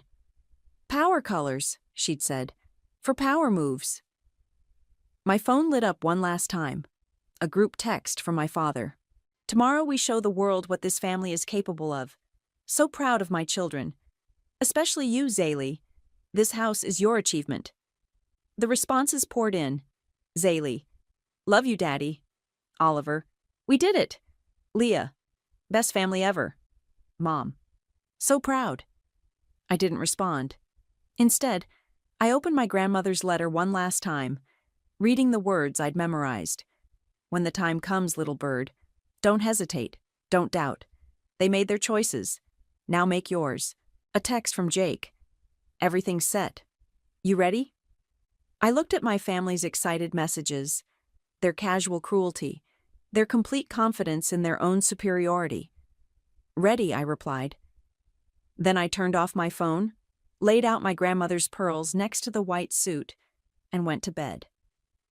Tomorrow would be a party to remember, just not the one they were expecting. The last thing I thought before falling asleep was my grandmother's voice. Sometimes the best advantage is being underestimated. They'd underestimated me for the last time. The party was in full swing when I arrived. Valets parked luxury cars, while caterers weaved through crowds of designer-clad guests. Security guards stood at attention, earpieces gleaming. One stepped forward as I approached. Name? She's not on the list, Zaylee appeared, champagne in hand. I thought I made that clear, Taya. Security, please remove. Actually, I smiled, I am on the list. Just not your list. Jake and Mr. Lowe appeared behind me, followed by a cheerful-looking man in his 30s. What's going on? Zaylee's voice rose. Daddy! Daddy! My father emerged from the crowd, face reddening at the sight of me. Taya, this is unacceptable. Leave now before... Before what? I pulled out an envelope. Before I deliver these? What is this? He snatched the papers. Property transfer documents, Mr. Lowe said calmly. The house has been sold. This is the new owner, Mr. Bentley Pierce. The champagne glass shattered as it hit the marble floor. That's impossible, my father sputtered. The trust. Section 7.3b, I said clearly, loud enough for nearby guests to hear. Grandma was very thorough. Oliver pushed through the crowd. What's happening? Your sister, Mr. Lowe announced, has exercised her legal right to liquidate trust assets. The sale closed this morning. But the party. Leah appeared, mascara already smearing. Oh, don't let me stop you, I smiled. Although you might want to wrap it up soon. The moving trucks arrive in... I checked my watch. 20 minutes. Moving trucks? Zaylee shrieked. You have 4 hours to vacate. Jake stepped forward, handing out copies of the eviction notice. As per state law. The crowd had gone silent, phones raised, recording everything. My father's business partners whispered among themselves. Influencers live-streamed with barely concealed glee. You can't do this. My father grabbed my arm. I won't allow... Remove your hand, Mr. Lowe said sharply. Or the police officers waiting outside will do it for you. Bentley cleared his throat. Hi, everyone. Sorry to interrupt the party. I'm really excited about the house, though. The infinity pool is exactly what I was looking for. The infinity pool is mine! Zaylee lunged forward, but Oliver held her back. Actually, I corrected, it was paid for with my inheritance. Just like everything else here. My mother appeared, face pale. Taya, please, we can talk about this. Now you want to talk? I turned to her. After 2 years of watching them spend my money, after every cruel comment, every exclusion, every time you stood by and said nothing? We were protecting you, my father shouted. No, I pulled out my phone. You were robbing me, and I have proof of every transaction, every discussion, every social media post flaunting what you stole. The first moving truck rumbled up the driveway. This is your legacy, Dad, I gestured around. Built on lies, theft, and cruelty. How's that for family values? Zaylee broke free from Oliver, tears streaming down her face. You've ruined us. You've ruined everything. No, you did that yourselves. I'm just delivering the karma you earned. Guests began slipping out as more trucks arrived. My father's business partners made hasty excuses. The caterers stood awkwardly, trays still full. The furniture stays, Jake announced. It was purchased with trust funds. My clothes, Leah wailed. My shoes. Personal items can be removed, Mr. Lowe clarified. Everything else belongs to Mr. Pierce now. Bentley waved cheerfully. I'm thinking of making it a vacation rental. You know, share the paradise. Zaylee sank to the floor. her perfect party dress pooling around her. Oliver stared at his phone, watching his influencer friends post about the drama in real time. Leah sobbed into our mother's shoulder.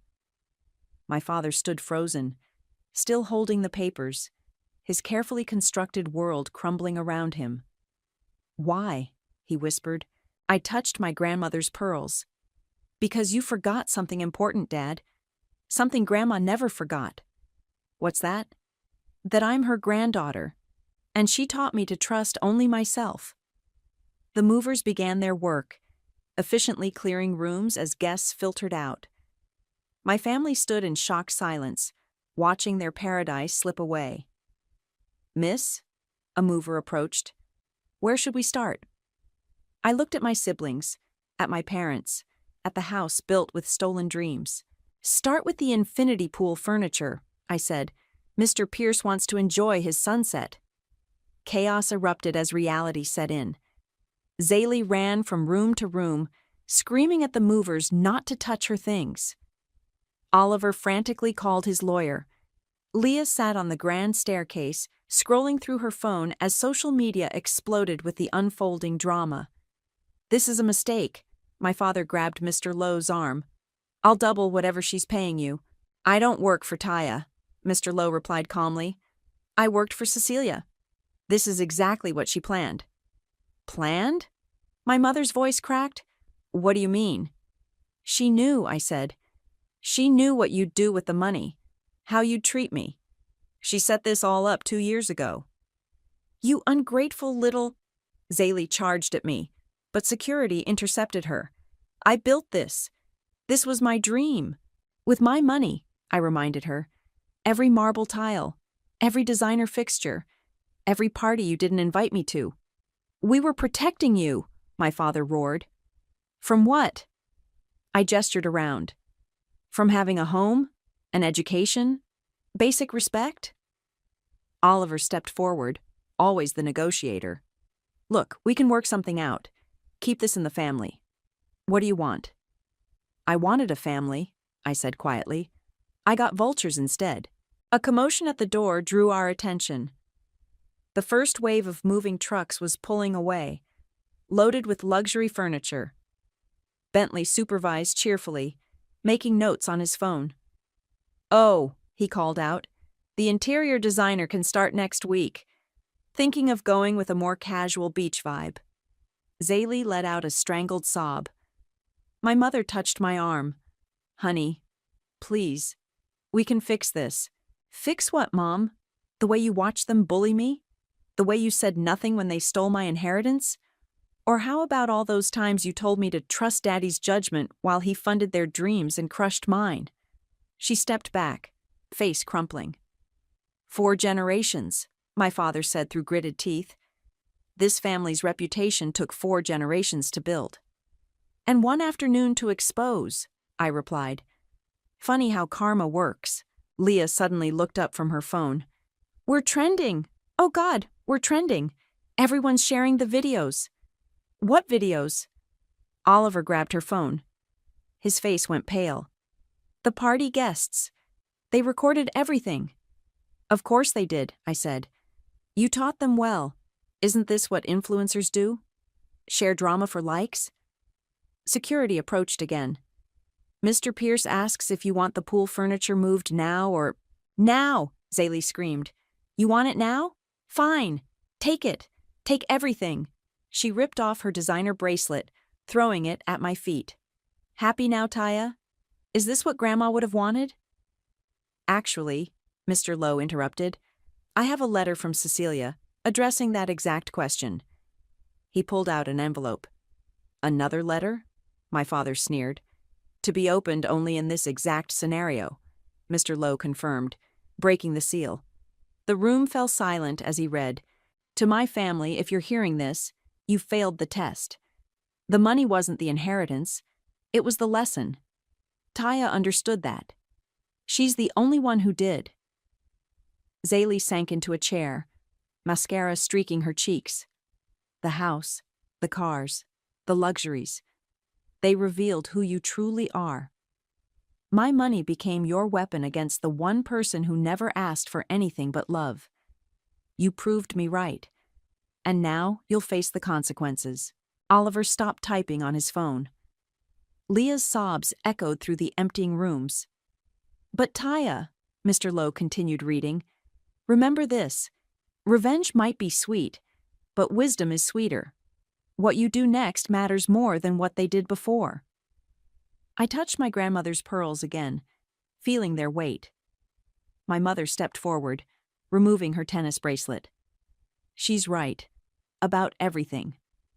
She placed the bracelet on a side table. "I'm sorry, Taya. I've been a coward." "Palmer," my father warned. "No, Harvey. No more." She turned to me. "Your grandmother would be proud. I'm just sorry I wasn't."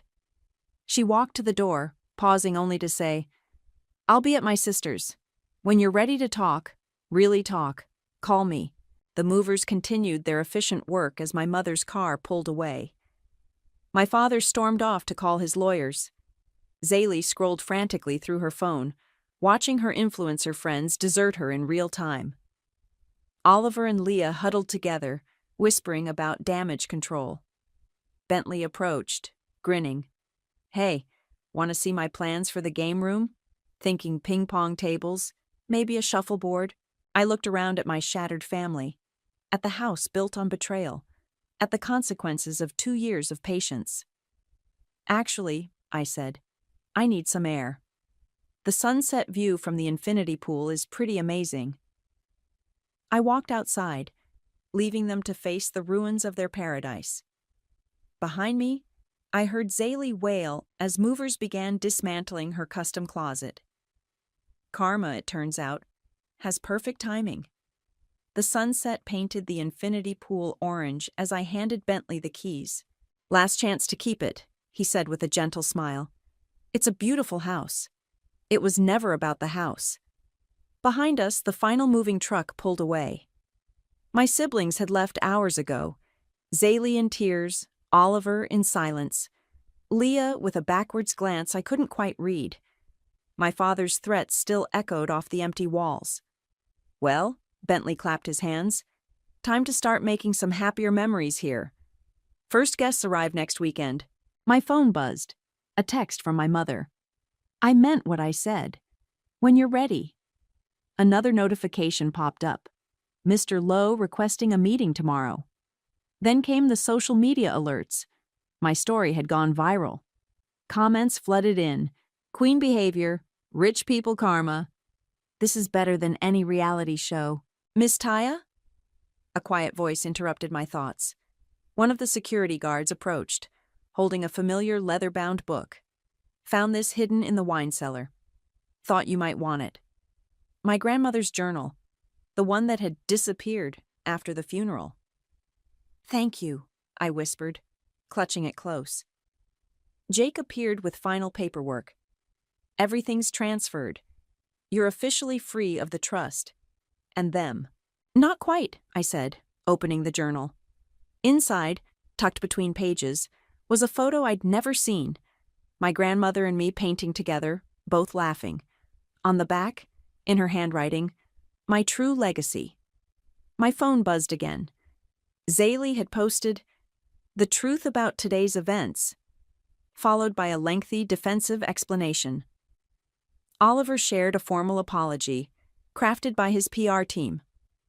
Leah just posted a crying emoji, but it was my father's post that caught my eye.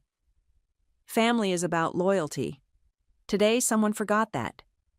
I typed a response. "Family is about love. Today someone remembered that." Bentley touched my shoulder. "Need a minute?" I nodded, walking to the edge of the infinity pool. The ocean stretched endlessly ahead, just like my grandmother promised life would, once I found my strength. Mr. Lowe's car pulled up. He carried another envelope. "The final letter," he said. "She wanted you to read it here now." The paper trembled in my hands. "My dearest Taya, if you're reading this, you're standing by the ocean, feeling both victorious and hollow. That's good. It means you haven't lost your heart while finding your spine. Justice is heavy, little bird, but you carried it well. Now comes the harder part, deciding who you'll be after revenge. Choose wisdom over bitterness. Choose growth over grudges. Your father built his legacy on money. Build yours on something stronger. You're ready now. For everything. All my love. Grandma Cecilia. I closed the letter as my phone lit up with a text from Leah. I didn't know how to be brave like you. I'm learning. Then my mother. Having tea tomorrow? Your aunt makes the good kind. What now? Jake asked, gathering the last documents. I looked at Bentley, already sketching plans for a community gathering space by the pool. At Mr. Lowe, who'd kept my grandmother's faith. At the ocean, endless with possibility. Now, I said, I build something new. I opened my phone's camera, framed the sunset, and typed, Today I learned what real wealth is. It's not in houses or things. It's in knowing who you are and standing firm in that truth. Thank you, Grandma, for teaching me how to be rich in all the ways that matter. I hit post, then turned to Bentley. Make this place everything they couldn't. Warm, welcoming, real. He grinned. First booking is already confirmed. A young artist's retreat. I touched my grandmother's pearls, one last time, before walking away from the house that revenge built. My phone buzzed with notifications, but only one mattered. A reminder I'd set 2 years ago, quoting my grandmother. Trust only yourself, little bird. But once you do, trust completely. The sun dipped below the horizon as I drove away, leaving the infinity pool glowing in the dusk. In my rearview mirror, Bentley was already rearranging furniture, making space for new stories to unfold. My grandmother's journal sat beside me, and somewhere between its pages lay the blueprint for my next chapter. One built not on revenge, but on the strength she always knew I had. The ocean breeze carried the taste of salt and possibility. Ahead, the road stretched out, infinite with promise, just like she said it would. I froze.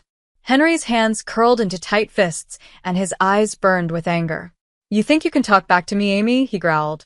Before I could say anything, he jumped at me. His face was twisted with rage. Then, without warning, he raised both fists and slammed them into my stomach. The pain hit me like a wave. I couldn't breathe. I grabbed my sides, weak and helpless, stuck in the hospital bed. I could taste fear in my mouth, sharp and metallic. I heard footsteps running toward the room. Was this nightmare ever going to end? Or was this the moment I would lose everything? My name is Amy. I'm 45 years old. I'm a housewife and the mother of a sweet 8-year-old girl named Emily. To anyone looking from the outside, my life might seem perfect. I'm married to Henry, a man who once promised me a life full of love, joy, and safety. But looks can lie. The truth behind closed doors is very different. When I first met Henry, I thought he was the man of my dreams. He was charming, confident, and said all the right things. We met at a dinner party through mutual friends. The moment I saw him, something sparked. He made me feel special, like I mattered more than anyone else. Within a year, we were engaged. I believed our life would be beautiful and full of love. After we got married, I left my steady job at an accounting firm.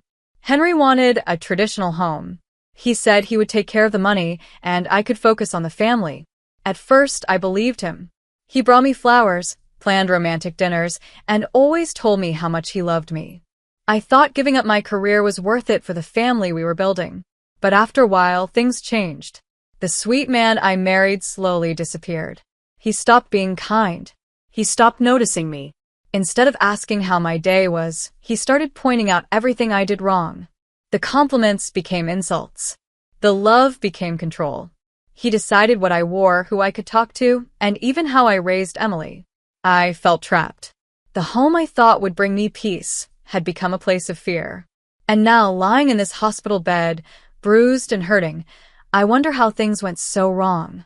I used to believe in love. Now I just want to survive, for Emily's sake and for mine. No matter how hard I tried, it was never good enough for Henry. At first, I enjoyed keeping our home clean and cooking meals for my family. I used to feel proud when the house was spotless and dinner was on the table. But over time, what I once did with love became something he simply expected.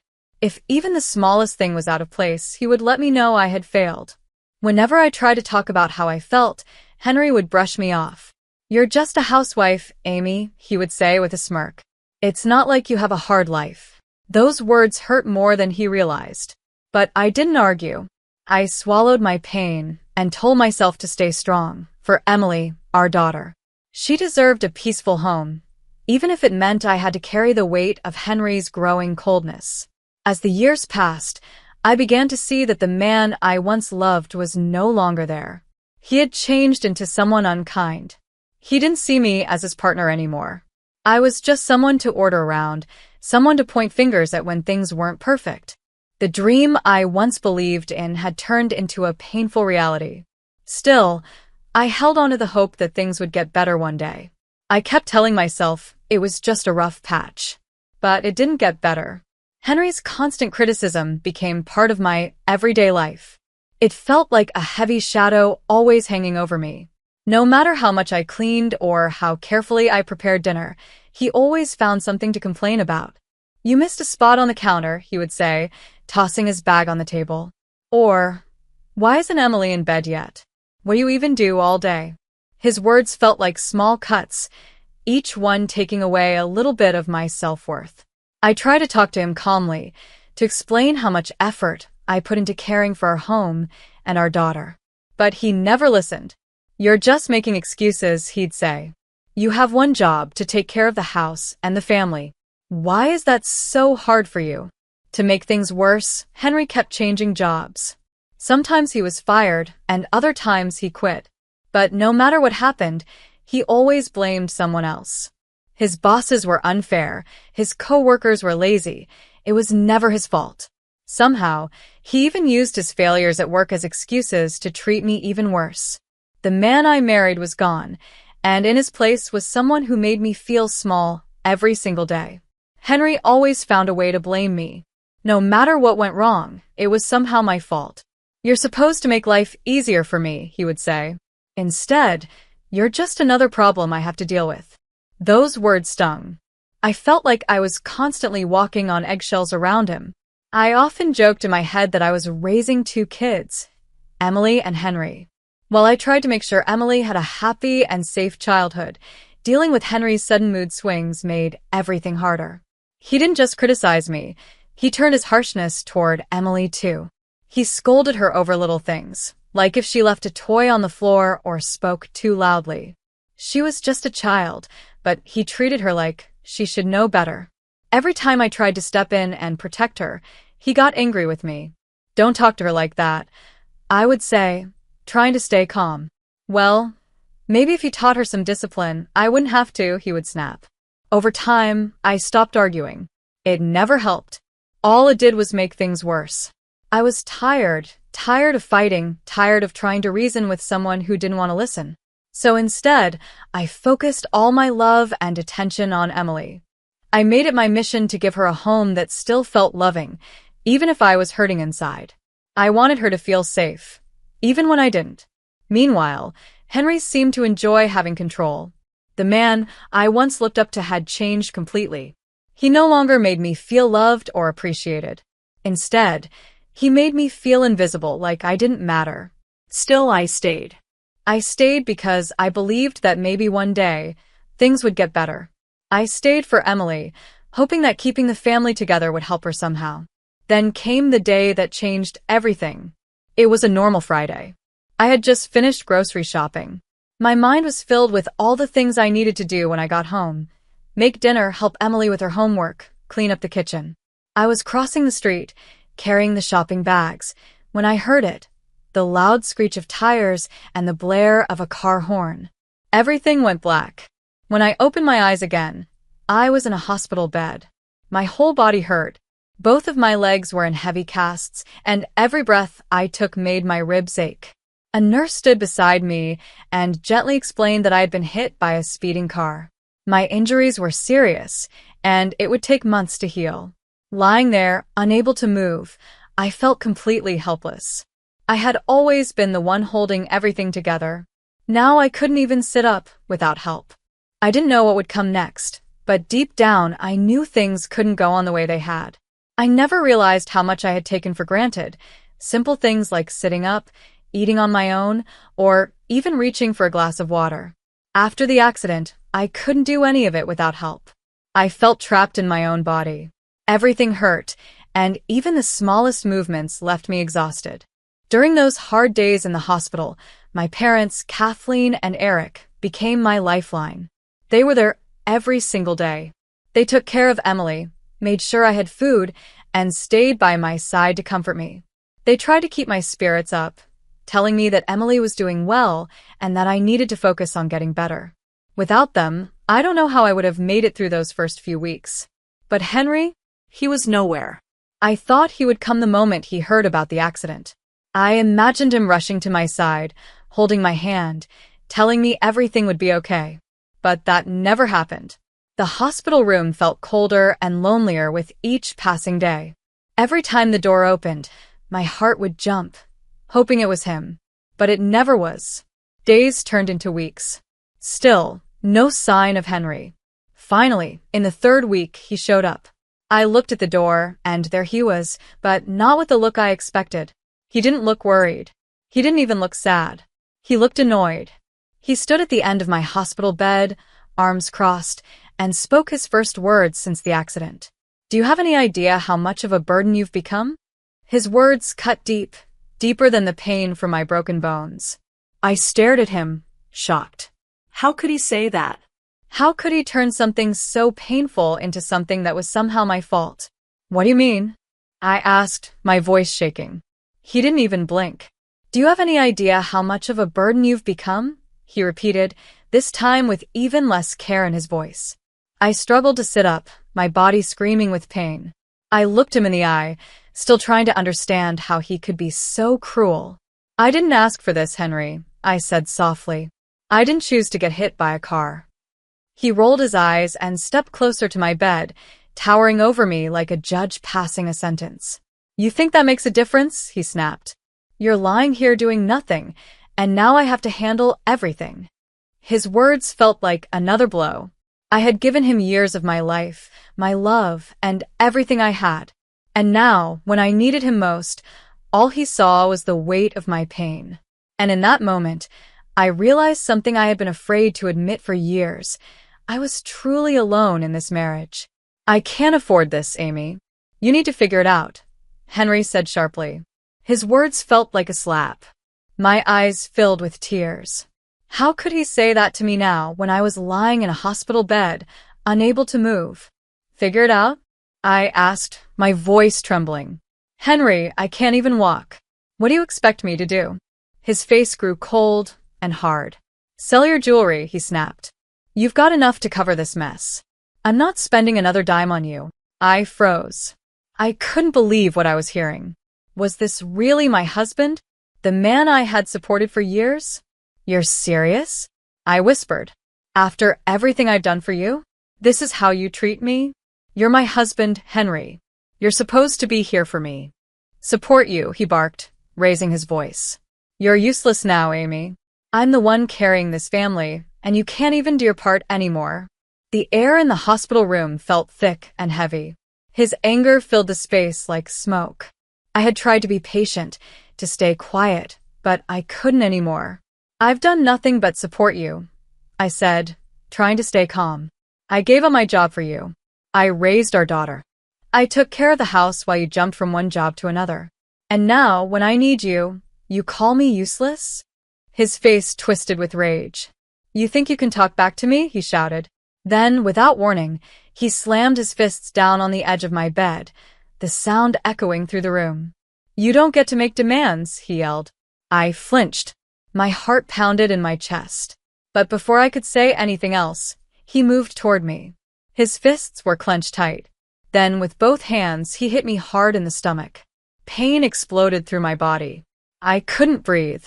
My already broken ribs screamed with agony as I gasped for air, clutching my stomach. The room started spinning. I couldn't believe what had just happened. Before I could fully understand the moment, the door to my hospital room burst open. A nurse and a security guard rushed inside. Their faces were filled with shock and determination. "What's going on here?" the nurse demanded as she quickly stepped between Henry and me. "She provoked me," Henry shouted, trying to defend himself. His fists were still clenched, and his voice was full of anger. But it was too late. They had seen enough. The nurse looked at me, then back at him. "Step away from the bed. Now." For the first time in a long while, I saw someone stand up to him. And even though I was in pain, a small part of me felt a flicker of hope. Maybe this was the moment things would finally begin to change. "She's ruining my life," Henry shouted, his voice full of rage. The security guard didn't hesitate. "Sir, step back now," he said firmly, grabbing Henry by the arm. Henry pulled away, but the guard held him tighter. "You need to leave immediately." Henry turned to me one last time, his face red with fury. "You'll regret this, Amy," he hissed. "This isn't over." As the guard walked him out of the hospital room, I felt a strange mix of emotions. My body was still in pain, and my heart felt like it had shattered. But deep inside, I also felt something new: relief. For the first time, I realized that I couldn't stay silent any longer. Henry's cruelty had gone too far. The nurse came over to check on me. Her face was soft with concern. "Are you okay?" she asked gently. Tears rolled down my cheeks as I nodded slowly. "Please, just keep him away from me," I whispered. The days that followed were some of the hardest I had ever lived through. I was weak, both in body and spirit. But I wasn't alone. My parents, Kathleen and Eric, stayed by my side constantly. They made sure I was never left alone, not even for a moment. They took care of Emily, helped with everything at the hospital, and even spoke with the staff about reporting Henry's attack. Their love gave me strength. My body slowly began to heal, but the emotional wounds were still fresh. Every time I closed my eyes, I saw Henry's face filled with anger, his fists raised. The memory of that moment haunted me, playing over and over in my mind like a bad dream I couldn't turn off. Still, I knew I had to do something. I couldn't just wait and hope things would get better. I had to protect myself, and Emily too. That's when I started talking to a lawyer named Kelly. She listened to my story with care and kindness. Then she looked at me and said, "You've been through enough, Amy. It's time to fight back." For the first time in years, I felt a little spark of hope inside me. I wasn't just a victim anymore.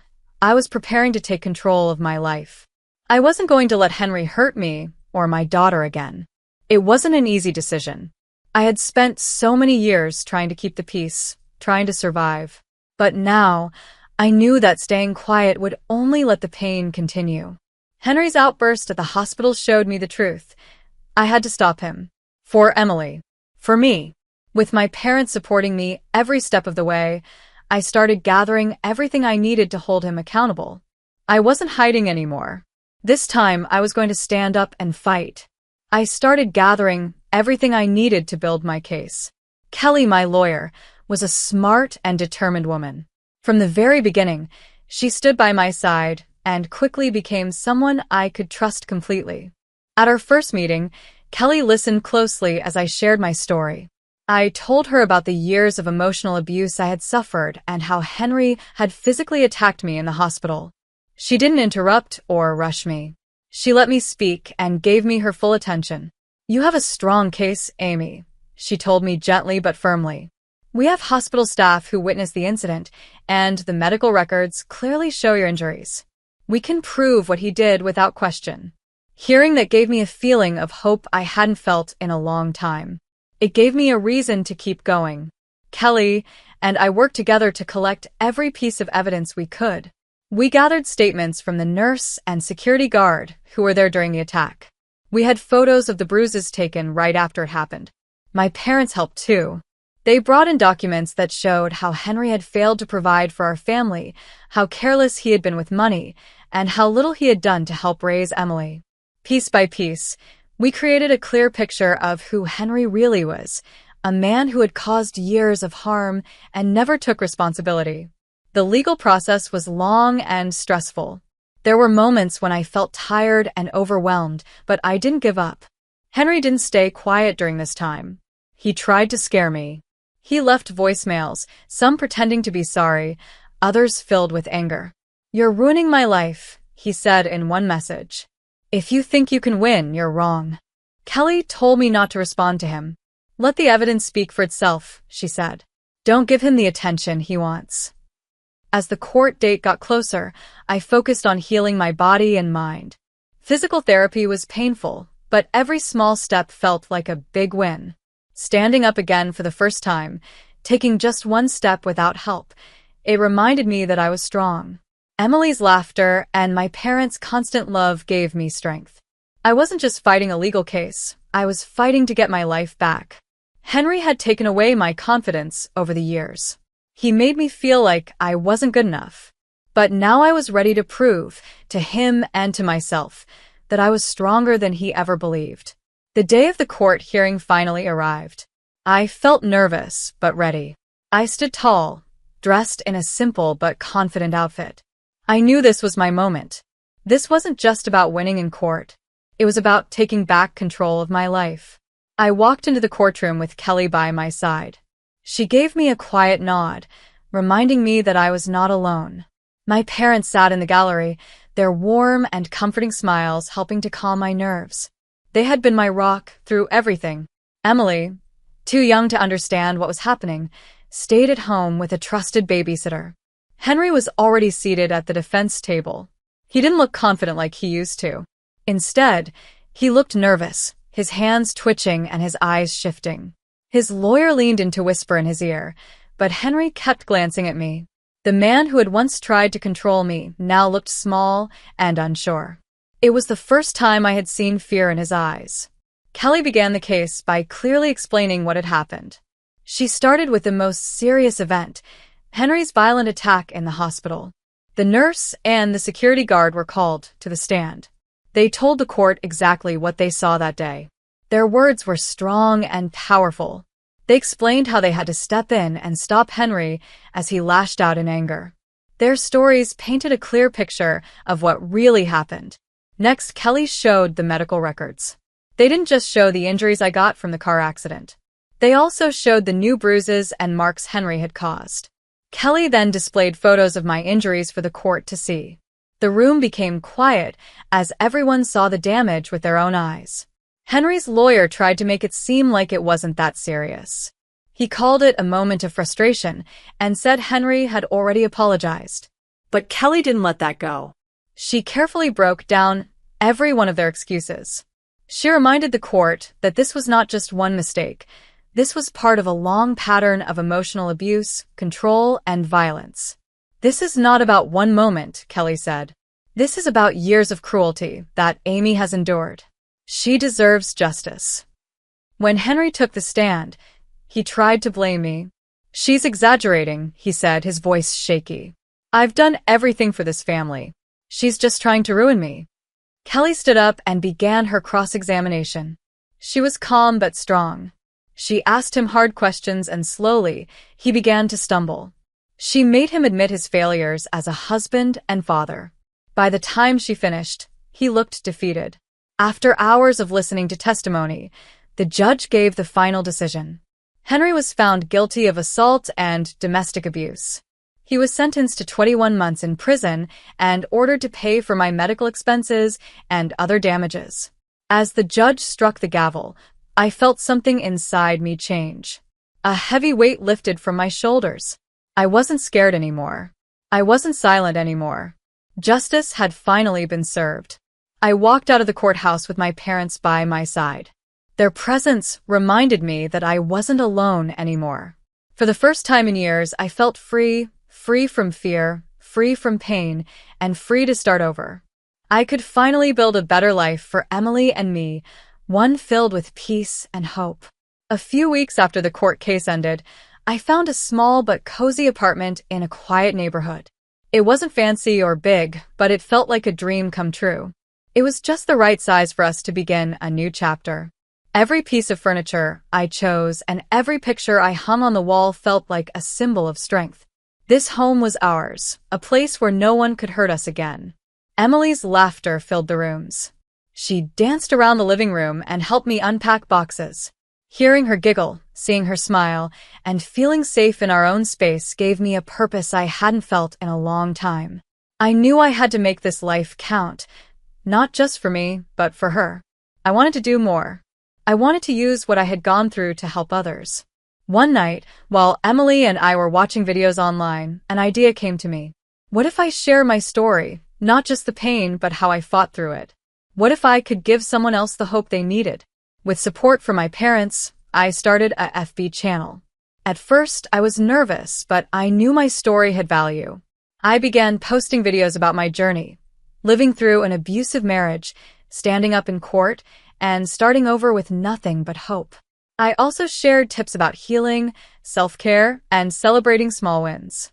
To my surprise, people started watching. More than that, they started connecting with my story. Comments poured in from women and men who had been through similar things. Many thanked me for being honest and said my videos gave them the courage to make changes in their own lives. Within a few months, my channel grew faster than I ever expected. People from around the world were listening. Some brands even reached out to collaborate, and soon I began making money from my videos. For the first time in years, I was financially independent. I didn't need to rely on anyone else. I could take care of myself and Emily.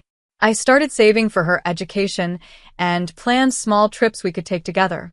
We were making memories that I hoped she would always remember. Our little apartment became a home full of joy, love, and laughter. At night, as Emily and I cooked dinner together or cuddled on the couch watching her favorite shows, I felt something I hadn't felt in years: peace. We had rebuilt our life. And this time, it was filled with hope. I was no longer the woman Henry tried to break. I had grown stronger. I had become wiser. And for the first time in a very long time, I was truly happy. Life wasn't perfect, but it was peaceful, and that peace meant everything to me. With Emily by my side, smiling and growing every day, I knew that our future was full of light. We had made it through the darkness, and now it was time to enjoy the sunshine. Thank you so much for watching this video and for supporting my channel. It truly means the world to me.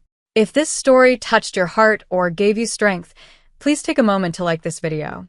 Your support gives me the courage to keep sharing more stories, real stories about struggle, healing, and hope.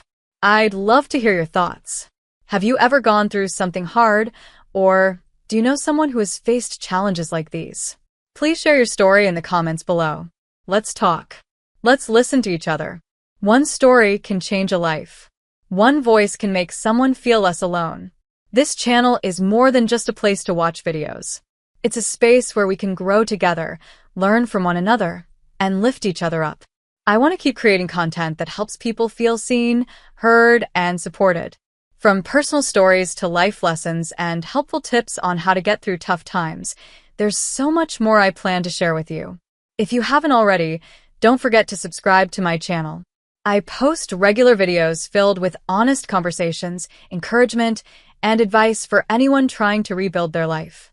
And be sure to hit the bell icon so you never miss a new video.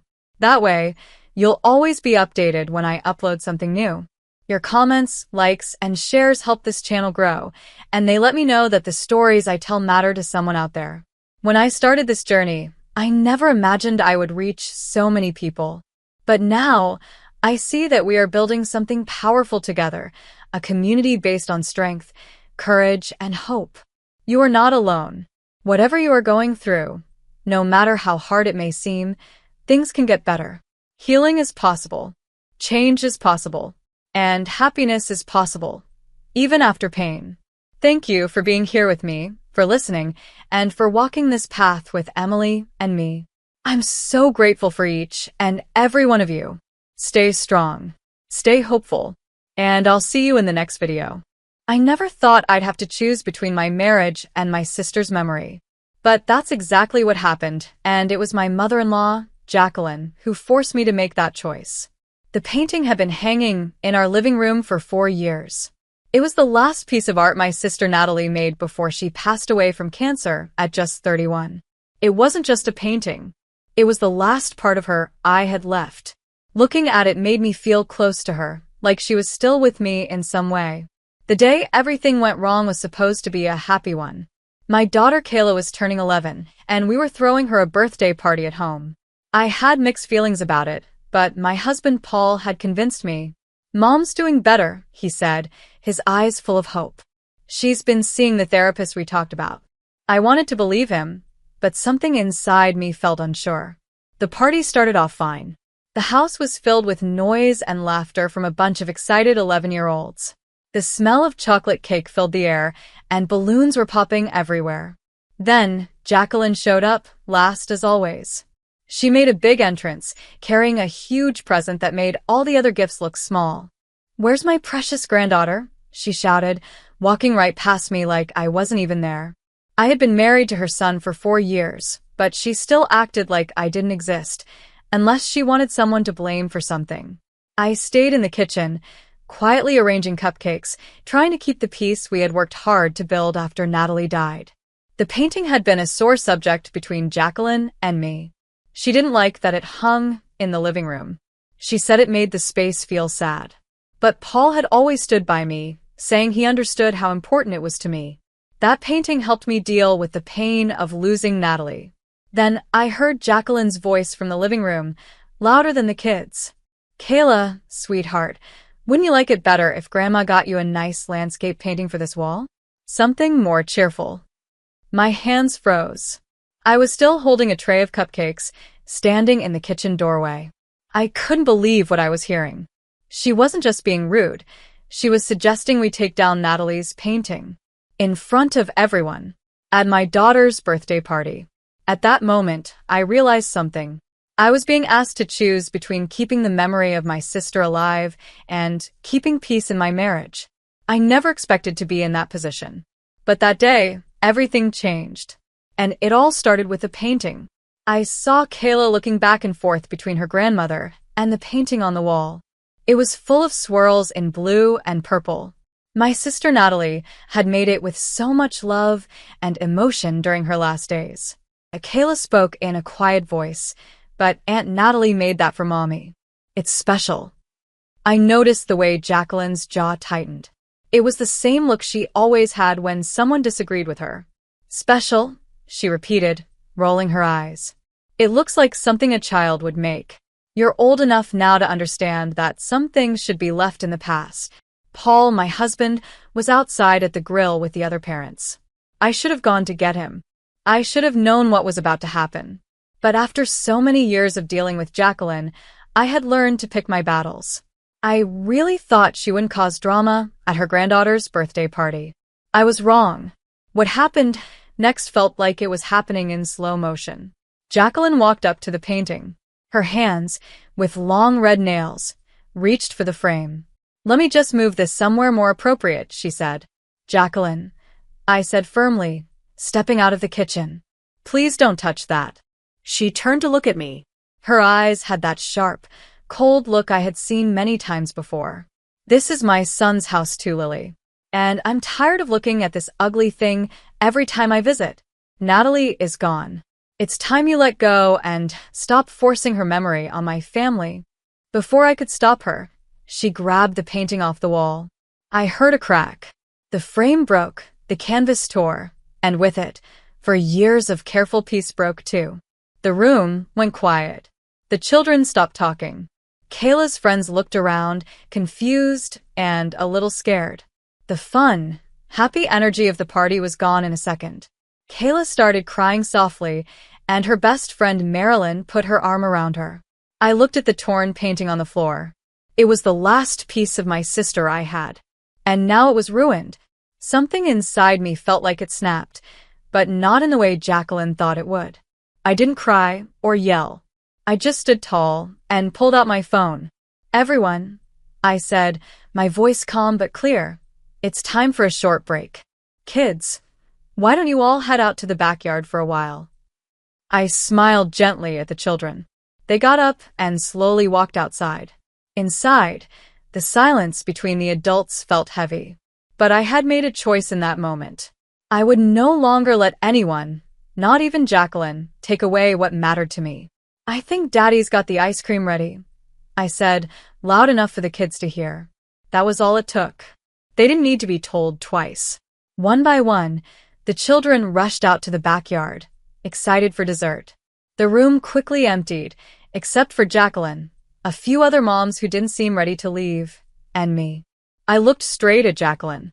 Since you decided to make this moment about yourself, I said calmly while scrolling through my phone, let's really make it about you. Jacqueline's proud, angry look started to change. Her face turned pale, and she narrowed her eyes at me. You wouldn't dare, she said quietly. Oh, but I would, I replied, then turned to the few adults who were still standing nearby. You see, I said to them, Jacqueline has been telling everyone she's been going to therapy. What she hasn't told you is why. Paul believed his mother was finally trying to work on her anger. But I had proof that there was something else going on, something much worse. Lily, Jacqueline said, her voice shaking slightly. Think about what you're doing. I have, I answered. Then I pressed play on my phone. Jacqueline's voice came through the speaker, loud and clear. Listen here, you little witch, her voice said. I know what you're doing, keeping that hideous painting up. You think you can keep manipulating my son with your dead sister's memory. The room went still. No one moved. The moms who had been pretending not to listen were now fully focused. I've seen women like you before, Jacqueline's voice continued, using tragedy to control good men. I'm warning you. Either that painting comes down, or I'll make sure Paul knows the real you. The one who's been poisoning his daughter against me. Turning my own granddaughter into a walking tribute to your sister instead of letting her be a Matthews. My hands trembled, but I kept my voice steady. She wasn't finished there, I said, looking around the room. There's more. Jacqueline stood frozen, her face full of shock and fear. She hadn't expected this. She had been so sure I would always stay quiet, just like I had before. I saw Paul through the glass patio doors. He was walking toward the house, probably wondering why the party had suddenly gone quiet. He had no idea what his mother had been saying to me behind his back. No idea she had been trying for months to erase Natalie from our lives. She wanted every memory gone, as if my sister never existed. My finger hovered over the play button again. Would anyone like to hear the rest? I asked. Nobody answered. The silence in the room said everything. The moms who had stayed to watch everything unfold were now slowly backing away. Some of them looked shocked. Others looked like they couldn't believe what they had just heard. They glanced at Jacqueline, their faces full of confusion and surprise. And Jacqueline, who had made my life so hard for 4 years, who had tried to erase every memory of my sister Natalie, who had just destroyed the last thing Natalie ever made, finally looked scared. Then, we all heard the sliding door to the patio open. Everyone turned to look. Paul walked in, looking confused. His eyes scanned the room, and he noticed everything.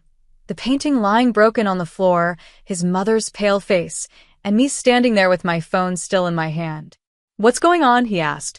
His eyes stopped on the ripped canvas. What happened to Natalie's painting? Before I could answer, Jacqueline jumped in, already pretending to be the victim. Paul, sweetheart, she began. Your wife is starting trouble again. I was just trying to help make the house look nicer for Kayla's birthday party, and I didn't let her finish. I pressed play on my phone again. Her voice came out clearly for the second time, angry, cruel, and full of hate. Paul listened. His face slowly lost all its color. He heard every word his mother had said. Then he looked at the painting on the floor, then back at me, and finally at his mother. He didn't say anything for a few seconds. Then, in a quiet voice, he said, Mom, how could you? Jacqueline's face changed in an instant. Her eyes filled with fake tears, and she looked up at her son like she was the one who had been hurt. Darling, you don't understand, she said. I was only trying to protect our family. This obsession with her sister, it's not healthy. Kayla should grow up in a normal home, not in a shrine. A shrine? I snapped, cutting her off. It's one painting, Jacqueline. One. A painting my sister made while she was dying of cancer. She spent her last days working on it. She made it for us. For Kayla. So that Kayla would always have something to remember her by. I looked at Paul, then back at Jacqueline. My voice was steady, but firm. There are more recordings, I said, keeping my eyes on her. Would you like me to play the one where you told me? Jacqueline's face twisted as I spoke. She knew I had more proof. She knew the lies were over. For the first time, she had no way out. And for the first time, I wasn't afraid of her. Not anymore. You said I was ruining the Matthews family. I continued, my voice steady. Just because I'm teaching Kayla about art, something you think is a waste of time. Just like how you treated my sister, Natalie. You called her worthless. I looked directly at Jacqueline. Or should I play the part where you threatened to take Kayla from us unless I started raising her the way you wanted? Paul stepped closer, his hands shaking. His voice was quiet but filled with emotion. Contest custody? Mom, what is Lily talking about? The few guests still in the room were slowly moving toward the door. It was clear this was no longer just family drama. It had turned into something much bigger. Something serious. Through the window, I saw Kayla and her friends laughing and playing outside, thankfully unaware of what was going on inside. One of the other moms had taken charge and was keeping them busy. I was grateful for that. Jacqueline stood up straighter, trying to pull herself together. She put on the same calm, collected face she always wore in public. Paul, sweetheart, she said in a soft, fake voice, your wife is clearly unstable. I've tried to tell you this for years. She can't let go of her sister. She's using Kayla to live in the past. I was only trying to protect my granddaughter. By threatening my wife? Paul said, raising his voice. By destroying the last thing Natalie ever made? Jacqueline rolled her eyes. The sweet act was gone. Oh, please, she snapped. That girl was nothing but trouble. Did you know she actually had the nerve to turn me down? The room went silent. My heart stopped for a second. Even I didn't know what Jacqueline was talking about. What offer? Paul asked. His tone had changed. He sounded angry now. Jacqueline's eyes widened. She realized she had said too much. Mom, Paul said again, louder this time. What offer? Jacqueline's hands went to her pearl necklace, something she always did when she was nervous. It was nothing, she stammered. Just a small thing between Natalie and me before she passed. I stepped forward. My voice was calm, but every part of me was on edge. Tell him, Jacqueline. Tell him what you did. Or I'll call Natalie's best friend, Madison. I'm sure she'd be happy to tell Paul what Natalie told her. The mention of Madison's name made Jacqueline flinch. She looked around the room like someone trapped, searching for a way out. But there was nowhere to run now. Her lies were done. Fine, she snapped, her voice full of anger. You want to know? I offered to pay for her special treatment, Jacqueline said, lifting her chin like she expected praise. Paul gasped. Mom, that's actually kind of you. But Jacqueline wasn't finished. Her voice turned cold. In exchange, she had to convince Lily to break up with you. The room fell completely silent. Even the sounds of the children laughing in the backyard seemed to stop. Paul stared at his mother like he couldn't believe what he had just heard. You tried to pay my dying sister-in-law to break up my marriage? It was for your own good. Jacqueline cried, her voice rising. She pointed straight at me, was just like her sister. All that artsy nonsense, no respect for family traditions. I knew she wouldn't fit in with us, and I was right. She's even turning my granddaughter into what, Mom? Paul asked, his voice calm but firm. Jacqueline pressed her lips together, then finally said, into someone who values things that don't matter. All this emotion, all this talk about love and art, that's not how our family works. Paul shook his head. No. Kayla is learning how to love without limits. She remembers her aunt. She knows how to feel, how to care deeply. That's what matters. I stepped in gently. Natalie said no. She refused your offer. And that's why you've hated me even more since she passed, isn't it? Because she chose my happiness over her own life. Jacqueline didn't answer. She didn't have to. Her silence said it all. Paul took a deep breath. How much? He asked. Jacqueline blinked. What? How much did you offer Natalie to break up my marriage? He repeated. She stood tall. $500,000. The full cost of that treatment in France. Paul took a step back, like the words had hit him physically. 500,000, he whispered. That treatment could have saved her life. Exactly, Jacqueline said, completely missing the shock in his voice. It was more than generous. But she refused. She said she'd rather die knowing her sister was happy than live knowing she destroyed her life. Foolish, emotional girl. I felt my knees weaken. I sank into a nearby chair, my heart heavy. All this time, I had believed Natalie had stopped fighting because she was tired, because she had accepted her fate. But no, she gave up her one real chance at life, so I could be happy, so I could stay with Paul. That kind of love, that kind of sacrifice, it hit me like a wave. Just then, Kayla came running inside from the backyard. Mommy, when can we do the cake? She asked, her voice cheerful. But then she stopped. Her eyes landed on the broken painting lying on the floor. On Natalie's painting. She looked up at me, confused and sad. What happened to Aunt Natalie's picture? What happened that day changed everything. The birthday party had completely fallen apart. No one remembered the cake. The fun and laughter had disappeared. All that was left were the painful truths that had finally come out after years of silence. But as I looked at my daughter Kayla, who looked so much like Natalie it almost hurt, I knew exactly what my sister would want me to do. You know what, sweetie? I said gently. Let's do the cake now. Kayla's eyes lit up with a small smile, even though she was still confused. I stood up and smoothed out my dress. Your Aunt Natalie always said that even in the darkest moments, we still need a little sweetness. Paul noticed Jacqueline stepping toward Kayla. Mom, he said, his voice sharp with warning.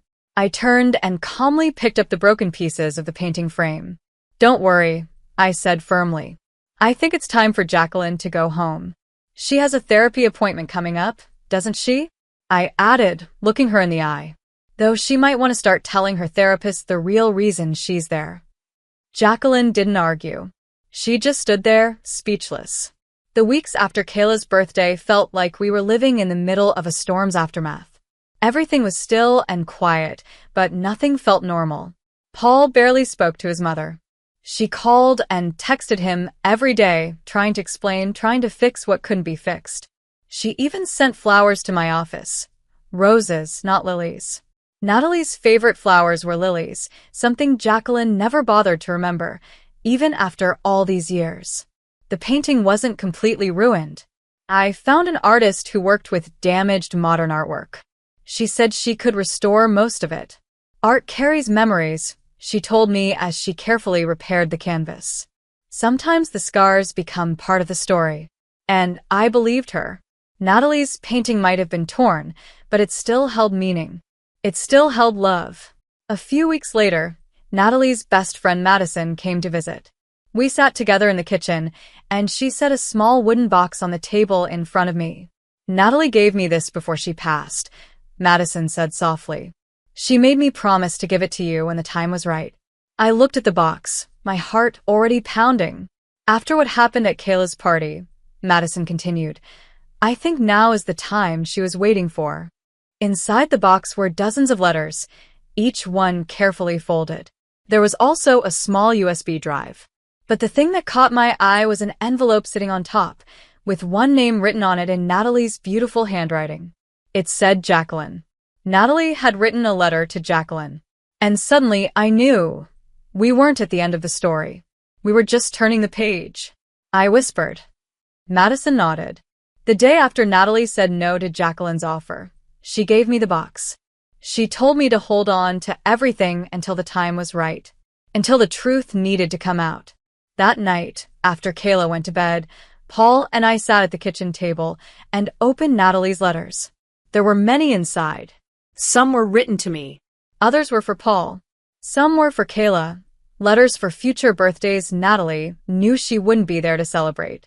But the letter that caught our attention first was the one with Jacqueline's name on it. We opened it and read it together. Dear Jacqueline, by the time you read this, I'll be gone. I want you to know that I forgive you for trying to use my sickness to get what you wanted. I understand you thought you were protecting your son, but you're wrong about Lily. She's not someone who needs to be pushed away or feared. You see love as something people have to earn. You think love depends on how someone acts or how proper they are. But real love isn't like that. Real love, the kind my sister gives, is not something you buy or control. I'm choosing to let go of life on my own terms. I'd rather die knowing my sister is loved and happy than live by breaking her heart. That's not weakness, Jacqueline. That's real strength, something I don't think you've ever truly understood. I kept proof of our conversation, your offer, and left it somewhere safe. I hope it never has to be used. I hope you'll change. I hope you'll see that Lily becoming part of your family didn't take anything away from it. It made it stronger, in ways money and status can never measure. But if you keep hurting her, if you try to erase me from Kayla's life, then she'll have no choice but to show everyone who you really are. The choice, as always, is yours. With hope for change, Natalie. Paul set the letter down. His eyes were full of tears. She knew, he said softly. She knew Mom would never stop. So, she left us protection. We opened the USB drive next. It held everything, recordings of Jacqueline's cruel offer, emails that backed it up. Natalie had thought ahead. She'd made sure we had proof, just in case. The next day, we asked Jacqueline to come over. She showed up holding her fancy handbag tightly, her face already set in a fake look of regret. Before you say anything, I said, holding up the letter, you should read this.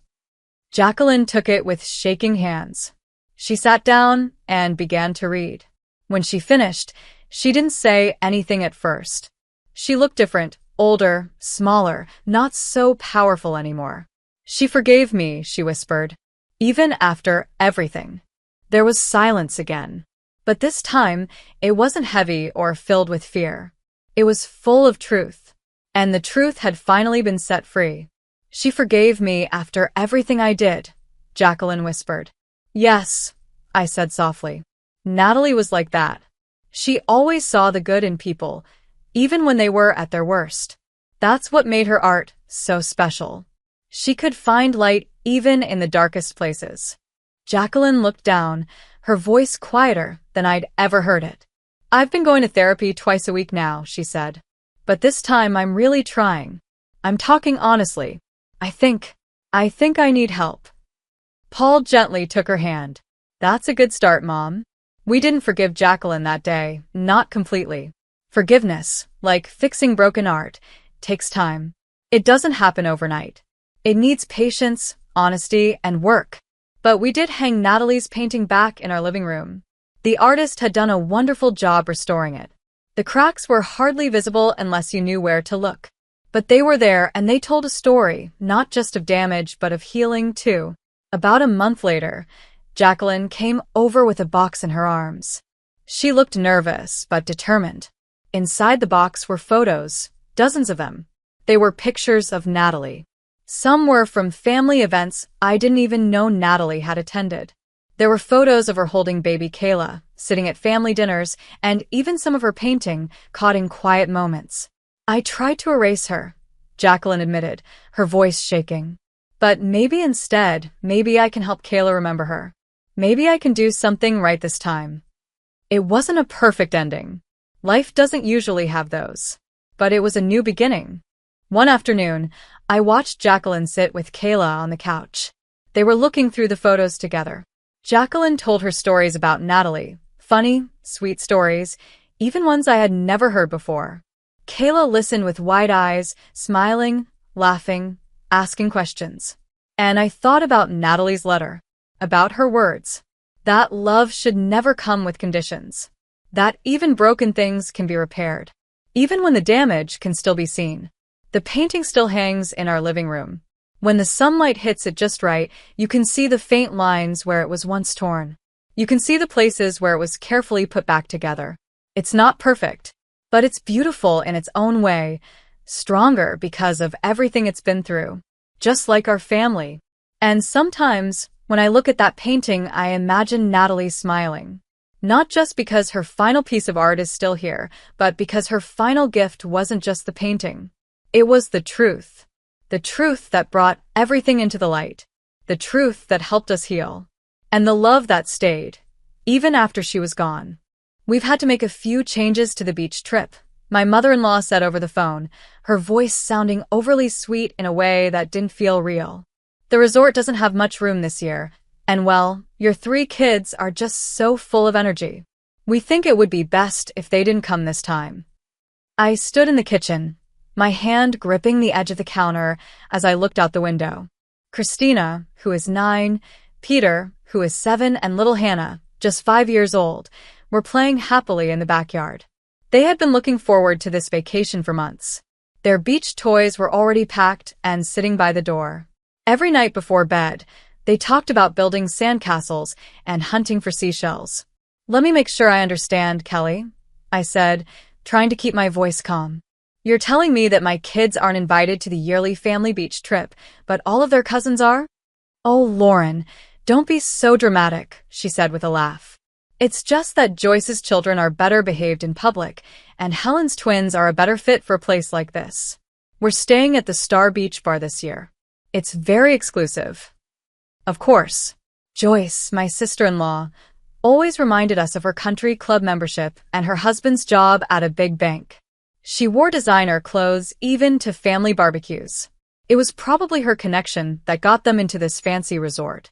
But the kids have been so excited, I said quietly, still watching Hannah chase butterflies in the yard wearing her favorite dinosaur t-shirt.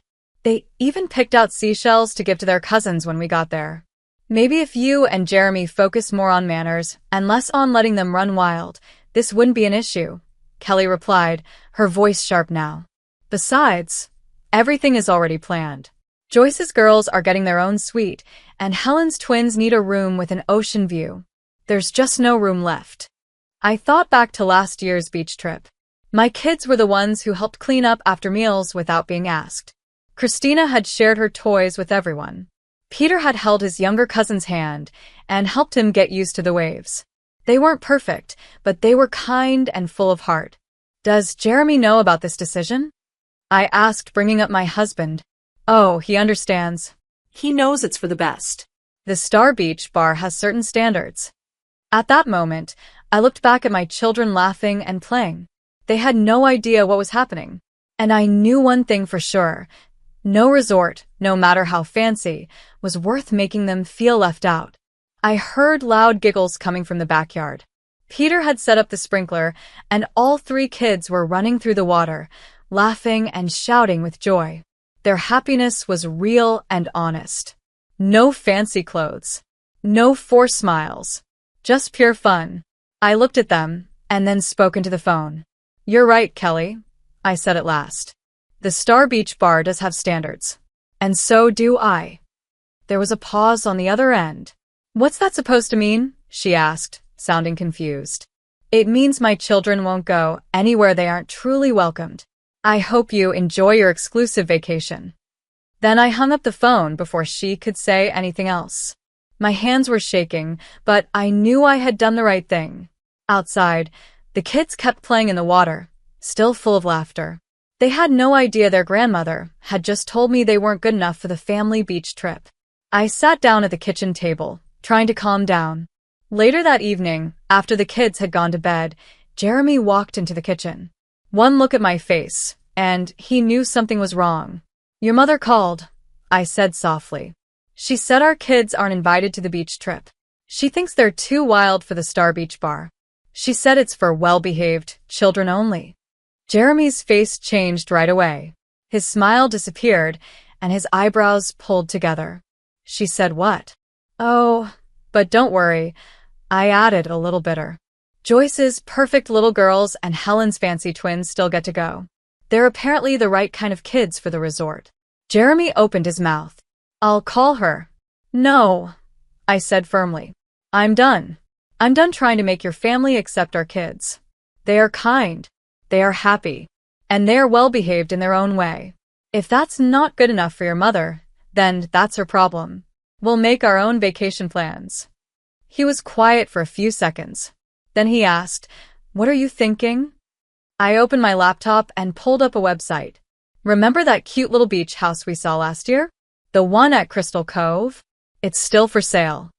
Alex, he said slowly, that's a big purchase. I know, I replied. But remember the inheritance I got from Grandma? I've been saving it for something that matters. And what's more important than teaching our kids that they don't need anyone's approval to enjoy something special? As I clicked through the pictures of the small but cozy beach house, I thought about Kelly's cold words. I thought about Joyce always acting better than everyone else. And I thought about all the times our kids had been made to feel like they didn't belong. This time, we would make a place where they did belong. A place just for us.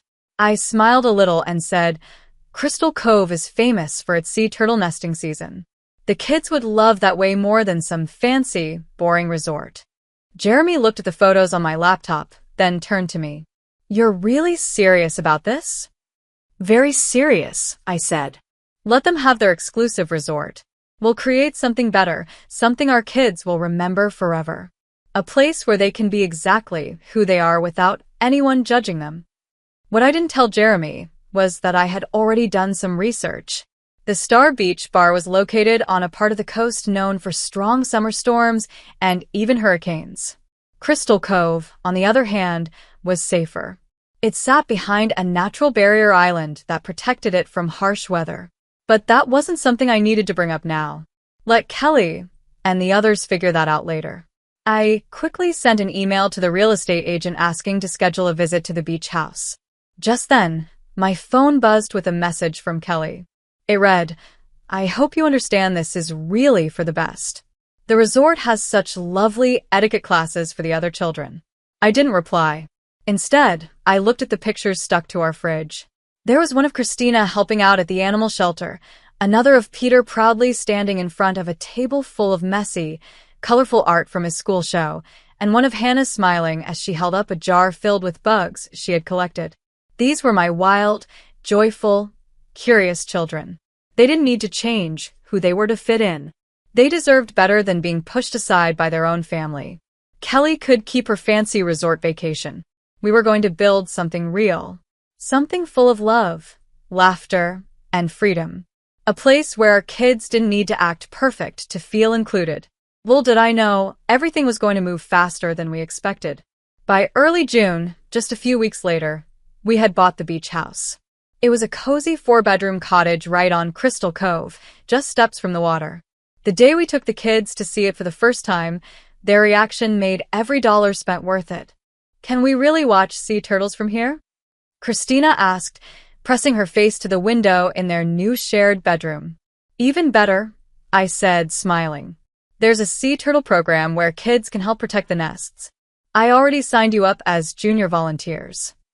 Their eyes lit up with pure joy, the kind of happiness no expensive resort could ever offer. Meanwhile, bits and pieces of the family's fancy vacation started to pop up in our group chat. Pictures of poolside drinks, 5-star meals, and perfectly posed children in matching outfits. But honestly, I didn't feel jealous. I just felt proud. Because we had something they didn't. We had peace, real smiles, and a summer full of memories that belonged only to us. Even though we weren't going on the family resort trip, I hadn't been removed from the group chat. Joyce kept posting pictures of her daughters in custom-made beach clothes. Helen shared screenshots of the Star Beach Bar's spa and restaurant menus. And Kelly wouldn't stop bragging about the private cabanas and the fancy dinners they had planned. One evening, as Jeremy and I painted the kids' new bedroom in a soft seafoam green, he looked at his phone and said, "Did you see Mom's latest post?" "No," I said, dipping my brush into the paint. "They hired an etiquette coach for the cousins," he said, raising an eyebrow, "to teach them how to act properly before the trip." I rolled my eyes. Because, of course, it's a disaster if a kid picks up the wrong fork at dinner, especially after digging in the sand all day. The first sign that things might not go perfectly for them came in mid-June. A small news article mentioned unusual weather patterns forming in the Atlantic Ocean. A few days later, Kelly posted about her concerns. Hurricane season was starting earlier than usual. Still, she reassured everyone that the Star Beach Bar had plenty of indoor activities, just in case. Meanwhile, we were busy making the beach cottage feel like home. The kids helped us decorate it with seashells, little paintings, and fun beach signs. Hannah collected treasures from the shore every day: tiny crab shells, shiny sea glass, and smooth rocks filled jars along her bedroom windowsill. Then, 3 weeks before the big resort trip, the weather news got serious. A strong storm system was building fast, and the forecast looked bad. On a quiet Sunday morning, my phone rang. Kelly's name flashed on the screen. "Lauren," she said, her voice tight, "I suppose you've seen the weather updates. There's a possible hurricane heading toward the coast." "Yes," I said calmly. "We've been watching it too. Crystal Cove looks like it'll stay safe thanks to the barrier island. We're still planning to go as scheduled." I could hear the stress in her voice, even though she tried to sound calm. Their resort vacation was in trouble. They had already paid non-refundable deposits. Joyce's girls had custom outfits that couldn't be returned. "That's unfortunate," I said, watching through the window as Peter helped Hannah build a sandcastle. There was a long pause. Then Kelly spoke again, her voice turning overly sweet. "We were thinking, since you have the cottage, maybe we could all come stay there instead?" I smiled and replied, using the same fake sweet tone she always used. "Oh, Kelly, I'm not sure the cottage meets the Star Beach Bar's high standards. No etiquette classes here. No private cabanas. The children would actually have to play in the sand and get their feet wet." The silence that followed was everything I needed. "I wouldn't want your more refined grandchildren to be stuck in such simple conditions," I said, letting the sarcasm hang in the air. There was another long pause on the phone. "Lauren, be reasonable," Kelly finally said. "We're talking about family." "Exactly," I replied. "That's what I said when you decided to leave my kids out of the vacation." Over the next few days, the weather reports got worse. The news showed storm paths heading straight toward the coast. Eventually, the Star Beach Bar made an announcement. They were closing for the week of the planned vacation. No refunds would be given. The family group chat exploded with panic. "Joyce, this is a disaster. The girls' custom beach outfits are ruined." "Helen, the twins were really looking forward to the supervised beach meditation sessions." "Kelly, Lauren, surely you understand the situation we're in. Your cottage is the only option we have now." I didn't respond right away. I let them sit with it for a few hours while I played with the kids in the sand. Then I finally wrote back. "While we'd love to help, we've already promised the kids they can invite their friends from the sea turtle program. You know, the ones who don't mind getting sandy or playing tag on the beach. The cottage will be quite full, with happy, energetic children enjoying their summer the way kids should." Jeremy was reading over my shoulder and tried to hide his smile. "You're terrible," he joked. "No," I said, smiling. "I'm a mother who's protecting her children's happiness. There's a big difference." A few minutes later, Kelly messaged me directly. "We've already lost our deposits," she wrote. "Do you really want to punish the whole family over one small misunderstanding?" I looked up from my phone and smiled at what I saw outside. Christina, Peter, and Hannah were laughing as they helped a marine biologist mark a new turtle nest on the beach. Their hands were covered in sand, and their faces were full of joy and purpose. I typed back, "No punishment at all. Just a reminder of what truly matters." I added one more line. "By the way, the kids made some beautiful shell wind chimes in their craft class today. It's a shame their cousins will miss out on making their own. But I'm sure the resort's delayed etiquette lessons will be just as meaningful." I pressed send and put the phone away. The wind chimes the kids made were already hanging on the porch, gently clinking in the breeze. Laughter echoed from the beach. This real life, real joy was better than any fancy resort. And no one, not even Kelly, could take that from us. I added the photo to the message. Our kids, covered in sand, laughing, full of joy. They were messy, loud, and real. Not perfect, but perfectly themselves. Jeremy walked up behind me and wrapped his arms around my waist. We both watched the screen as the message bubbles came and went, his family unsure how to respond. "You know they're never going to forget this," he said quietly. "They'll probably hold it against us forever." "Maybe," I replied. But our kids will always remember this summer as the one where they learned it's better to be themselves than to try to fit into someone else's idea of perfect. That's worth any amount of family drama. Outside, something amazing happened. A baby sea turtle was making its way to the ocean.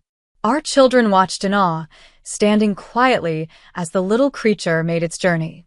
At that moment, I didn't think about Joyce's fancy dresses or Helen's scheduled meditation sessions. None of that mattered anymore. Sometimes the best kind of revenge isn't about hurting others.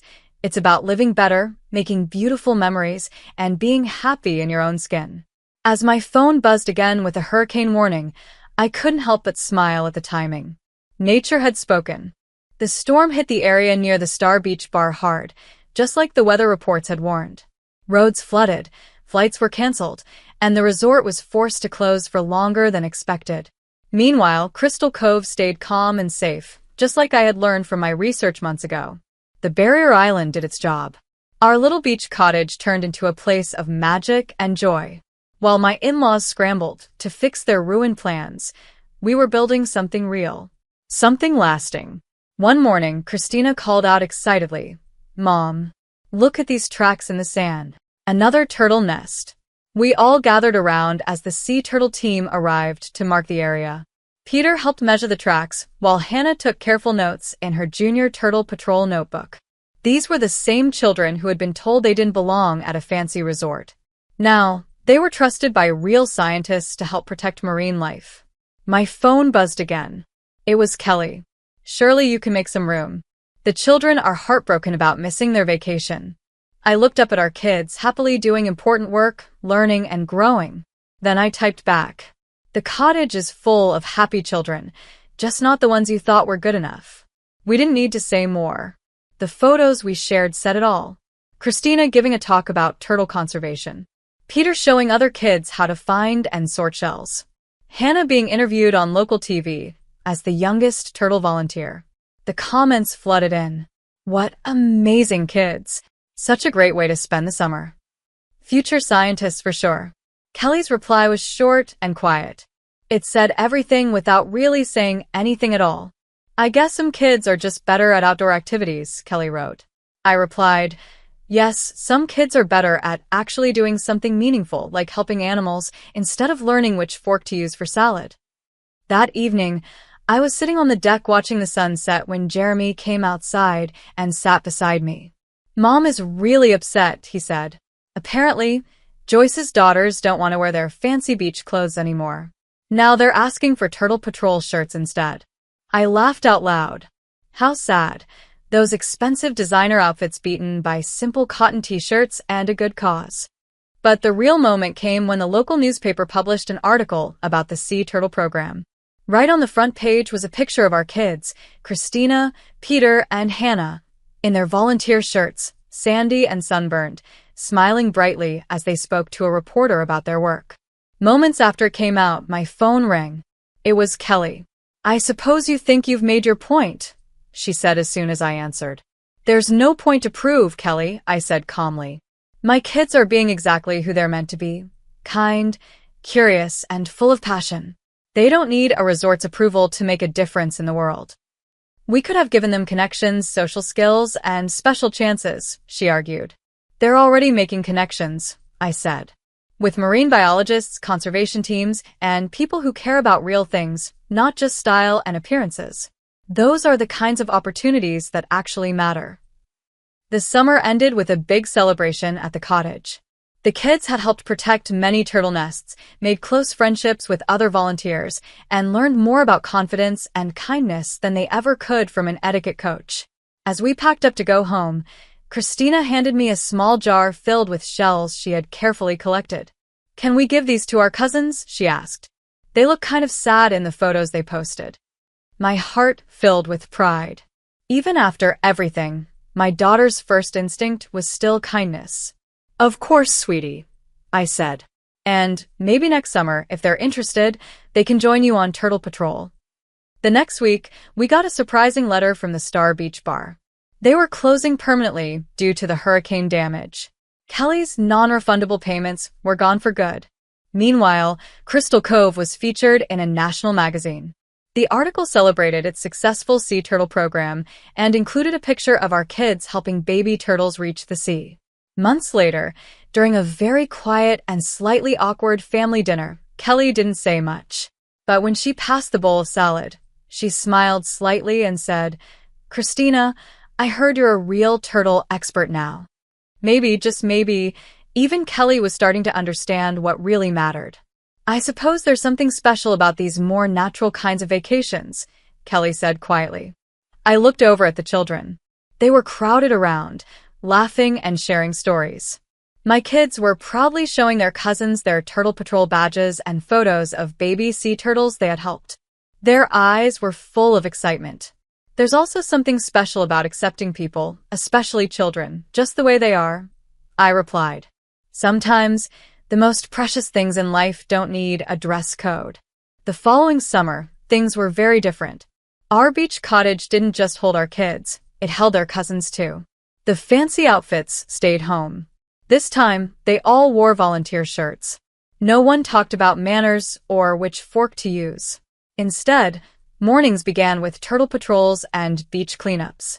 Even Joyce, who once bragged about her daughter's perfect behavior and perfect outfits, admitted they seemed happier here, helping animals instead of posing for pictures.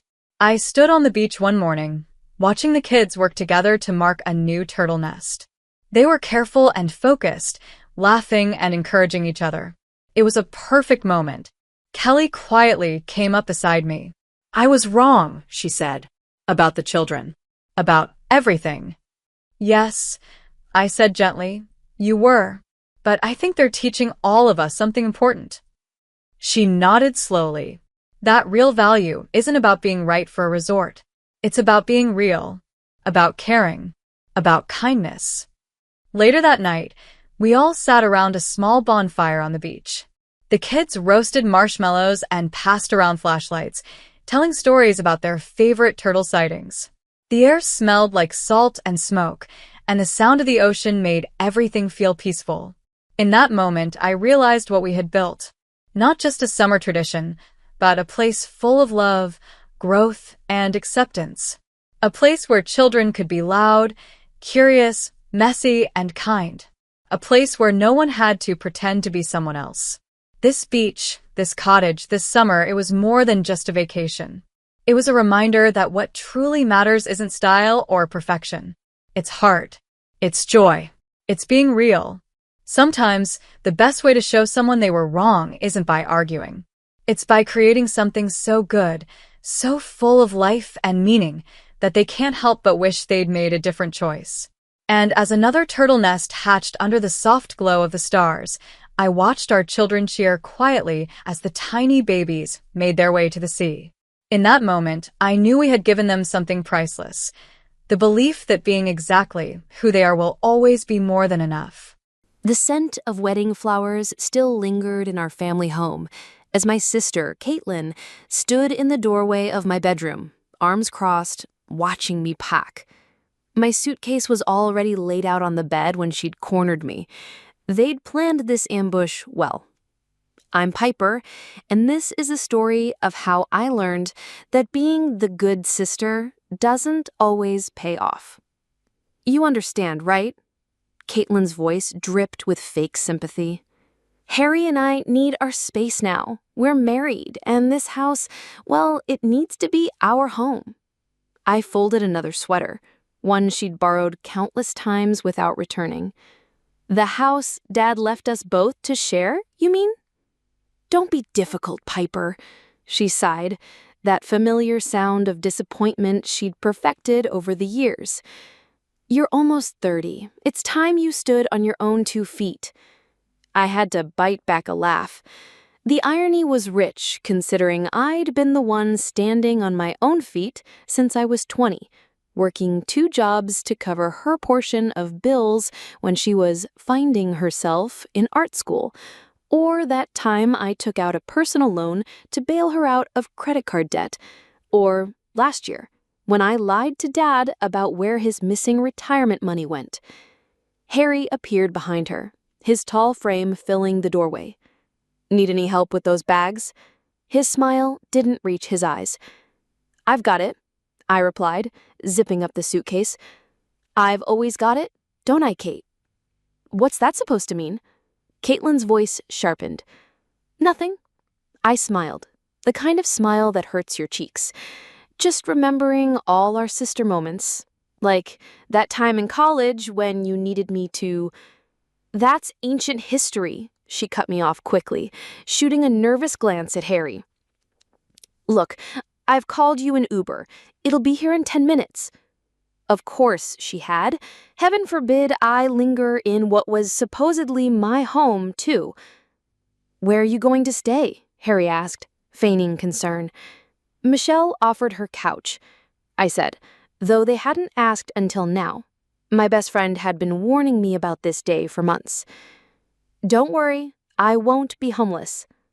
See, it's all working out, Caitlin brightened.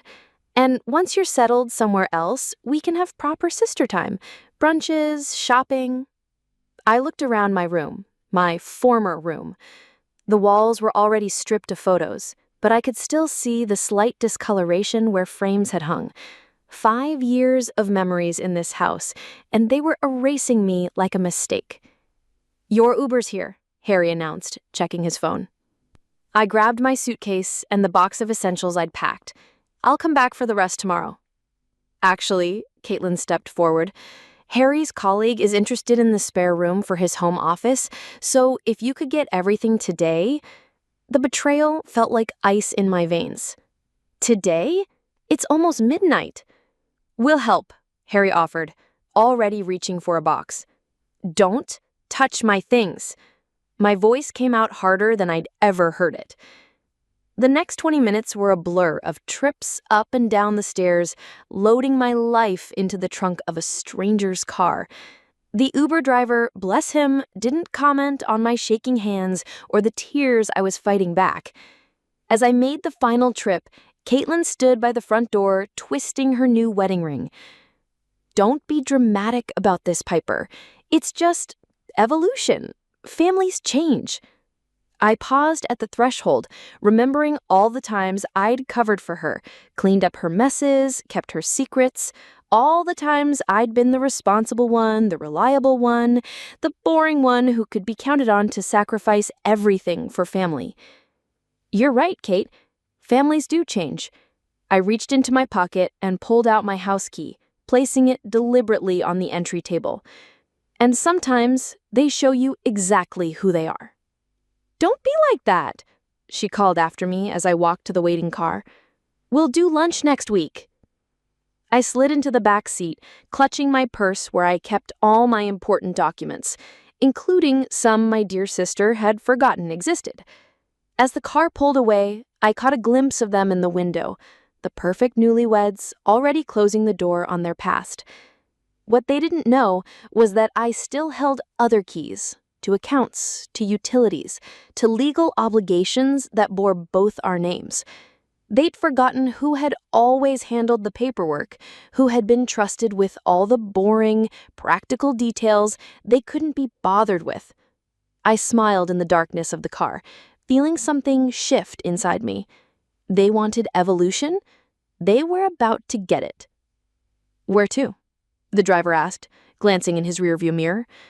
Michelle's place. I have some calls to make tomorrow. What did they do?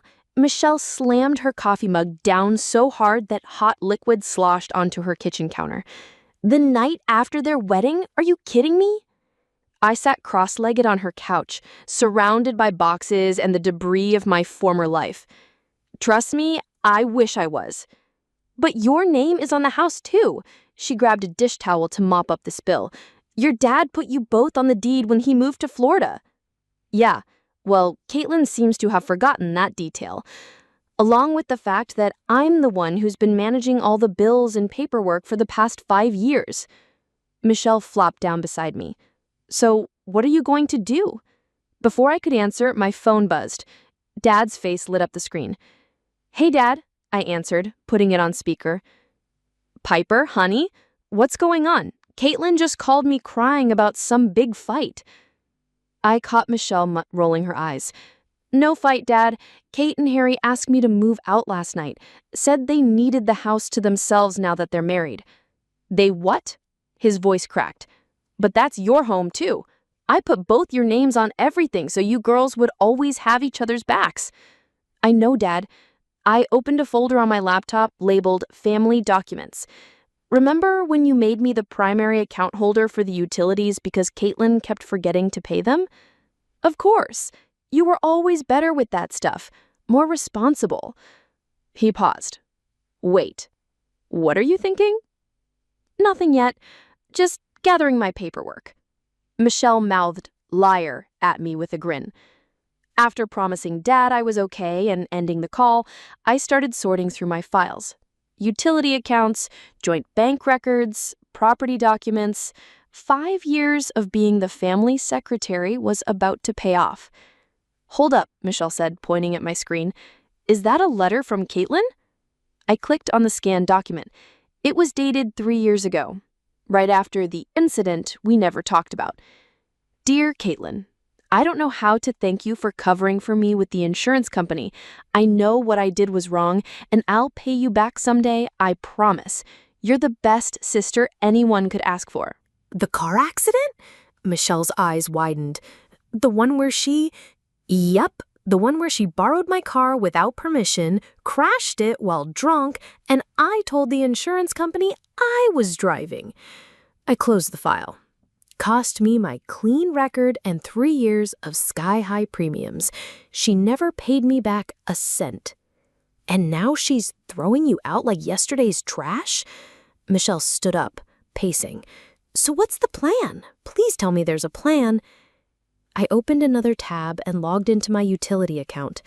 First, I'm going to call the power company and have a chat about transferring services, then the water company, then the bank. Piper, Michelle grabbed my shoulders. Are you saying what I think you're saying? I'm not doing anything illegal, I said, reaching for my phone. Just making some changes to accounts that are legally in my name. If Caitlin and Harry want to play house, they should learn how to manage one. As I dialed the utility company, something fell out of one of my boxes. An old photo of Caitlin and me at her college graduation. I was beaming proudly while she held her diploma, both of us unaware that I'd spend the next 5 years paying off the credit card debt she'd racked up getting that degree. Thank you for calling. How can I help you today? Hi. I need to discuss some changes to my account. I've moved out of the property and I'd like to terminate services effective immediately. Michelle sat beside me, squeezing my hand as I made the call. Of course we can help with that. Can you verify the account number? As I read out the numbers, my phone buzzed with a text from Caitlin. The house feels so peaceful now. Harry's already measuring for his friend's office furniture. We should do lunch next week. I clicked my phone off without responding and focused on the call. Yes, I'd like to cancel all services.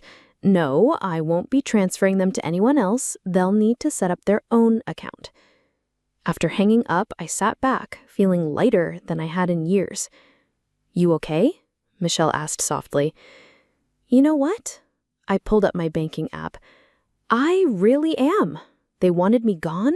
Fine. But they're about to learn that I was holding up a lot more than just my share of the rent. My finger hovered over the transfer funds button on our joint account. Time to let them stand on their own 2 feet. The bank lobby was quiet, except for the gentle hum of air conditioning and the click of my heels on the marble floor. I dressed carefully for this. Professional blazer, pressed slacks, hair neatly styled. Looking put together matters when you're about to dismantle someone's life. Good morning, Sarah greeted me with a smile. What brings you in today? I placed my folder of documents on her desk. I need to make some changes to my accounts. Several of them, actually. 20 minutes later, Sarah was typing furiously at her computer. So that's the joint checking account closed, your name removed from the credit card, and the automatic bill payments canceled. Are you sure about the mortgage account? Absolutely. I slid her the property deed. As you can see, I'm a co-owner, but I'm no longer living there. I can't be responsible for payments on a house I've been forced out of. My phone buzzed. Another text from Caitlin. The power company says they can't set up new service. Something about an existing account. Call me. I silenced my phone and focused on Sarah. There's one more thing. The personal loan I co-signed for my sister 3 years ago. Ah, yes, she pulled up the record. Would you like to remove yourself as co-signer? No, I smiled. I'd like to call it in for immediate repayment. As per Section 8 of the agreement, I can do that if I have reason to believe the primary borrower's circumstances have significantly changed. Such as getting married and forcing their co-signer out of their shared residence. After the bank, I headed to the post office. The manila envelope in my hand contained formal notices to the landlord, utility companies, and insurance providers, all professionally worded by Michelle's lawyer friend. No emotion, just facts. I no longer resided at the property, I'm terminating my involvement in all related services, and any future arrangements would need to be made directly with the remaining occupants. My phone rang. Dad again. I let it go to voicemail. The next stop was the property management office. Darren, the landlord, looked up from his desk as I walked in. Pipper, haven't seen you in ages. Usually just get your emails with the rent checks. About that, I sat down across from him. I need to inform you officially that I've moved out. Here's my keys. He frowned. Moved out? But you and your sister have been model tenants. Had been, I corrected. Now it's just my sister and her new husband. They'll need to submit a new rental application and credit check if they want to stay. Wait. He pulled out our file. Your father's original lease required 2 qualified tenants with solid credit scores. If you're leaving, then they'll need to either find a new qualified co-tenant or reapply with their combined income. I shrugged. I'm sure they'll figure it out. My phone buzzed again, this time with a voice note from Caitlin to our family group chat. Daddy, something's wrong with all the accounts. The bank says Piper's done something and now Harry's friend can't move in because of some lease thing. Can you please talk to her? She's being ridiculous. I played the rest of the message as I walked to my car. Caitlin's voice cracked with panic as she spun a tale about how I'd abandoned them and was now sabotaging their new life. Opening my email, I found 5 urgent messages from Harry, each more threatening than the last. The final one read, "You're making a big mistake. I have lawyer friends who will make you regret this." I forwarded his email to Michelle's lawyer friend, then drove to my new apartment viewing. It was small but sunny, with a balcony perfect for the plants Caitlin had always killed. It's available immediately, the rental agent said. Your credit check came back excellent and your employment history is solid. We can do the paperwork today if you'd like. As she printed the lease, my phone lit up with a text from Quinn, our childhood friend. Kate's telling everyone you've lost your mind. What's really going on?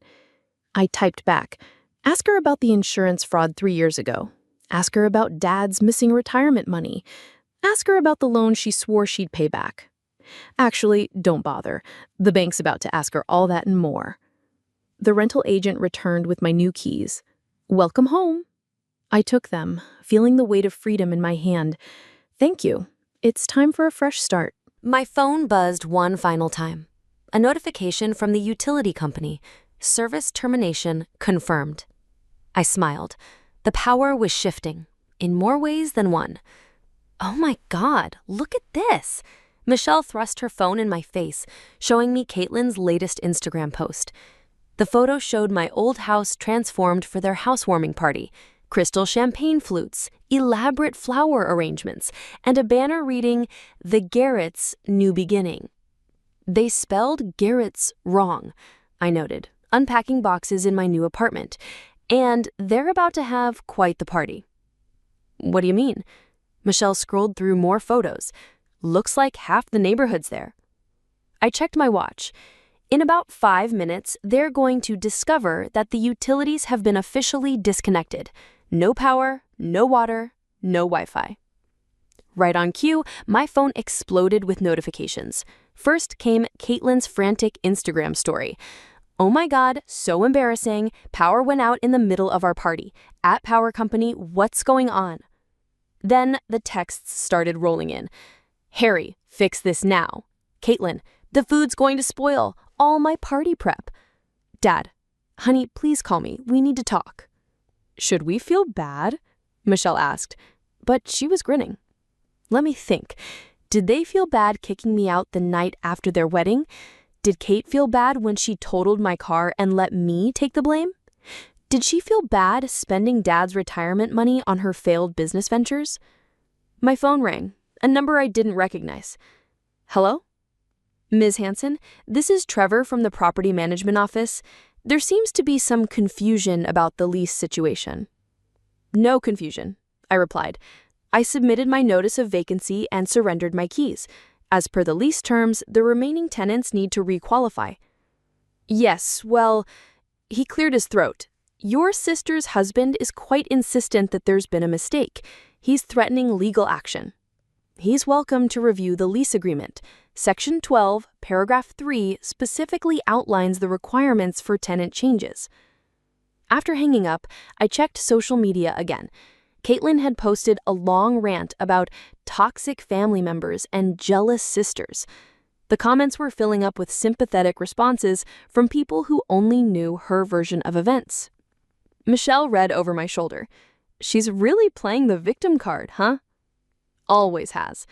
I opened my email to find a formal letter from Harry's lawyer friend, threatening everything from defamation suits to criminal charges.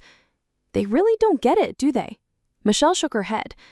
Everything you're doing is completely legal. That's what happens when you spend years letting someone else handle all the boring paperwork. I forwarded the legal threat to my own lawyer. They never bothered to read what they were signing. My phone buzzed with a text from Quinn. Kate's telling everyone you're having a mental breakdown, but I remember that car accident and other things. Need to talk. Before I could respond, another notification popped up from my banking app. The loan payment had bounced, right on schedule. Here we go, I murmured, opening Instagram again. Caitlin's latest story showed her crying, mascara running. Can't believe my own sister would try to ruin my marriage and my home after everything she's done for me. The comments were less sympathetic this time. Someone had pointed out that the house deed was public record, showing both our names. Another mentioned remembering the car accident differently than Caitlin's version. Your sister's house of cards is starting to wobble, Michelle observed. My phone lit up with Dad's face again. This time I answered. Piper, please, he started. This has gone far enough. Your sister is devastated. Dad, I kept my voice steady. Did Kate tell you she's been lying about making payments on that loan you helped her get, the one she swore she'd handle? Silence. Did she tell you what really happened to your retirement savings? More silence. I'm not doing anything wrong, Dad. I'm just stepping back and letting Caitlin deal with her own choices for once. After we hung up, I walked out onto my small balcony, breathing in the evening air. My phone chimed with an email from the bank. A formal notice of loan default would be sent to all parties tomorrow. Michelle joined me, holding 2 glasses of wine. You okay? You know what? I really am. For the first time in years, I'm not responsible for anyone's mess but my own. In the distance, I could see the lights of my old neighborhood, except for one conspicuously dark house where a party had come to an abrupt end. To karma, Michelle raised her glass. To karma, I agreed, and to reading the fine print. The mortgage payment bounced? Dad's voice crackled through my phone speaker. What do you mean it bounced? I stirred my coffee, watching the sunrise from my new balcony. Exactly what I said. Kate's payment bounced because the joint account is closed. She needs to set up her own payment method. But he stopped, and I could practically hear him connecting the dots. The loan default notice, that wasn't just about the personal loan, was it? Nope, I took a sip. Turns out when you default on one loan, the banks get nervous about all your loans. My laptop pinged with an email notification, the property management company's final warning about lease compliance. They'd given Caitlin and Harry 48 hours to either qualify independently or vacate. Did you know, he continued, that Harry never actually submitted a rental application? They just assumed my name on the lease would cover them. Dad sighed. Piper, I know you're hurt, but... A call beeped through. Caitlin. Dad, I have to go. Love you. I switched calls. Hello? The bank is freezing our accounts. Harry's friend had to move his furniture back out because the landlord is threatening eviction. What did you do? I didn't do anything, Kate. I just stopped doing everything. What's that supposed to mean? It means I'm not covering for you anymore. No more joint accounts, no more co-signed loans, no more letting you live in a house you can't afford on paper. I'm your sister, she cried. Now, you can't just what? Leave? Pretty sure you showed me exactly how that works. My doorbell rang. Through the peephole, I saw Harry standing there, looking less polished than usual. Hold on, Kate, your husband's here. I opened the door, but kept the security chain on. Can I help you? This has to stop. He thrust some papers through the gap. My lawyer says what you're doing is harassment. I glanced at the papers. Your lawyer needs to review property law, and maybe basic contract law while he's at it. Listen, his voice dropped to a whisper. Kate's a mess. She can barely function. Just tell us what you want. Money? We can work something out. I laughed. Now you want to negotiate? After kicking me out in the middle of the night? We didn't kick you out. We just suggested it was time to move on. With my packed suitcase waiting and an Uber already called? He ran a hand through his hair. Okay, we handled it badly, but this revenge thing, it's beneath you. Revenge would be telling everyone about Kate's DUI in my car, or about Dad's missing retirement money. This, I gestured to the papers, this is just me removing myself from the situation, completely. My phone buzzed, a text from Quinn. Kate just called me crying, says you're trying to make them homeless, but I saw the loan default notice. That's from 3 years ago? Harry was still talking, something about being reasonable and family obligations, when another notification popped up, an email from the power company confirming that Caitlin's application for new service had been denied due to credit issues. Harry, I cut him off, you wanted me gone, I'm gone. But so is everything I was handling for you both. Welcome to adult life. I closed the door on his protests and texted Quinn back. Ask Kate about the loan. Ask her about all of it. My laptop pinged again, an email from Michelle's lawyer friend. Their legal threats are baseless. Everything you've done is within your rights. Also, interesting tidbit, Harry's lawyer friend isn't actually licensed to practice in this state. I forwarded the email to Harry with one line. Maybe focus on finding a real lawyer instead of threatening me with fake ones.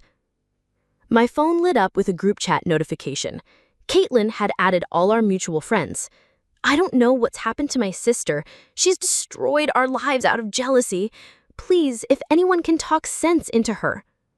Before anyone could respond, Quinn replied, Kate, I just pulled up the insurance claim from your accident, the one where Piper took the blame. Want to talk about that first? The group chat exploded. Years of covered-up incidents, borrowed money, and broken promises started spilling out as friends connected the dots. Caitlin left the chat. My doorbell rang again. This time it was a delivery person with a letter, formal notice from the bank about the mortgage default. I texted Michelle, It's all falling apart for them. She replied instantly, Good. How does it feel? I walked to my balcony where my new plants were thriving in the morning sun. Below, I could see Harry's expensive car still parked outside, him sitting inside with his head in his hands. Honestly, I typed back, like watching a house of cards collapse in slow motion. And I'm not even the one who knocked it down. I just stopped holding it up. Your father is having chest pains. Mom's voice trembled through the phone. The doctor says it's stress-related. He keeps worrying about you girls. I gripped my steering wheel tighter, stuck in traffic on my way to the hospital. Is he okay? He will be, but Piper... She paused. Caitlin's here. Maybe this is a chance to work things out. I pulled into the hospital parking lot just as Harry's latest email popped up on my phone. Your father's condition is on your conscience. We're prepared to take legal action for emotional distress. The emergency room was exactly as depressing as you'd expect. Dad lay in a bed looking smaller than I ever seen him before, while Caitlin perched beside him like a concerned guardian angel. Her mascara was perfectly tear-stained. "Oh, look who finally showed up," she said, not turning around. Dad's eyes flickered open. "Girls, please." "I came as soon as Mom called," I said, moving to his other side. "How are you feeling?" "Like an idiot." He managed a weak smile. "Doctor says it's just anxiety and high blood pressure, but seeing my daughters tear each other apart," he winced. "This isn't about tearing anyone apart." I started, but Caitlin kept me off. "Really? Then why are we getting evicted? Why are all our accounts frozen?" "Maybe because you defaulted on your loans? Because you never bothered to set up your own utilities? Because—" "Enough!" Dad tried to sit up, setting off a chorus of beeping monitors. A nurse rushed in. "Everyone out. Mr. Hansen needs rest." In the hallway, Caitlin rounded on me. "Happy now? You've stressed him into the hospital. That's rich, coming from the person who stole his retirement fund." She paled. I was going to pay it back." "Like you paid back the loan? Or my car insurance premiums? Or—" She interrupted. "I have the money now. Harry's family, they can help. Just stop whatever you're doing with the house and accounts." I laughed. "You mean Harry's family doesn't know about your financial history?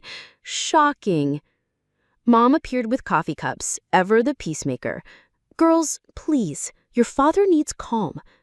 My phone buzzed. Quinn was calling. I stepped away to answer. "Piper, you need to see this. Kate's posting on Facebook about your dad, making it sound like you caused his heart attack. Or something." I pulled up Facebook. Sure enough, there was Caitlin's post. "Devastated that family drama has put our beloved father in the hospital. Some people's revenge is more important than family. Broken heart." The comments were a battlefield. Half were sympathetic towards Caitlin. Half were calling her out with receipts, screenshots of her past contradictions, memories of covered-up incidents, even old social media posts bragging about purchases made with borrowed money. "Your sister's trying to control the narrative," Quinn said, "but it's backfiring. People remember things." Back in the hallway, Caitlin was crying to Mom about how they might have to move in with Harry's parents. "We can't qualify for a new lease without Piper's income on the application. It's not fair." "Life's not fair," I said, walking back. "Remember telling me that the night you kicked me out?" Mom looked between us. "Caitlin, what is she talking about?" "She's twisting everything. She abandoned us and now she's trying to destroy my marriage." "Actually," Quinn's voice came from behind us. I hadn't even heard her arrive. "I brought some paperwork you might want to see, Mrs. Hansen, including the real story about Dad's retirement fund." Caitlin went white. "Quinn, you promised never to—" "I promised when I thought it was a one-time mistake, not when I realized it was a pattern." Mom took the folder with shaking hands. "What retirement fund?" I touched her shoulder. "Mom, maybe we should discuss this somewhere private." "No." She lunged for the folder. "You're all trying to ruin me." A security guard looked our way. "Kate, for once in your life, face the consequences of your actions." She stared at me, mascara running. "You're my sister. You're supposed to protect me." I did, for years, and look where it got us both. Mom was reading through Quinn's documents, her face growing stonier by the second. "Caitlin Marie, we need to talk, now."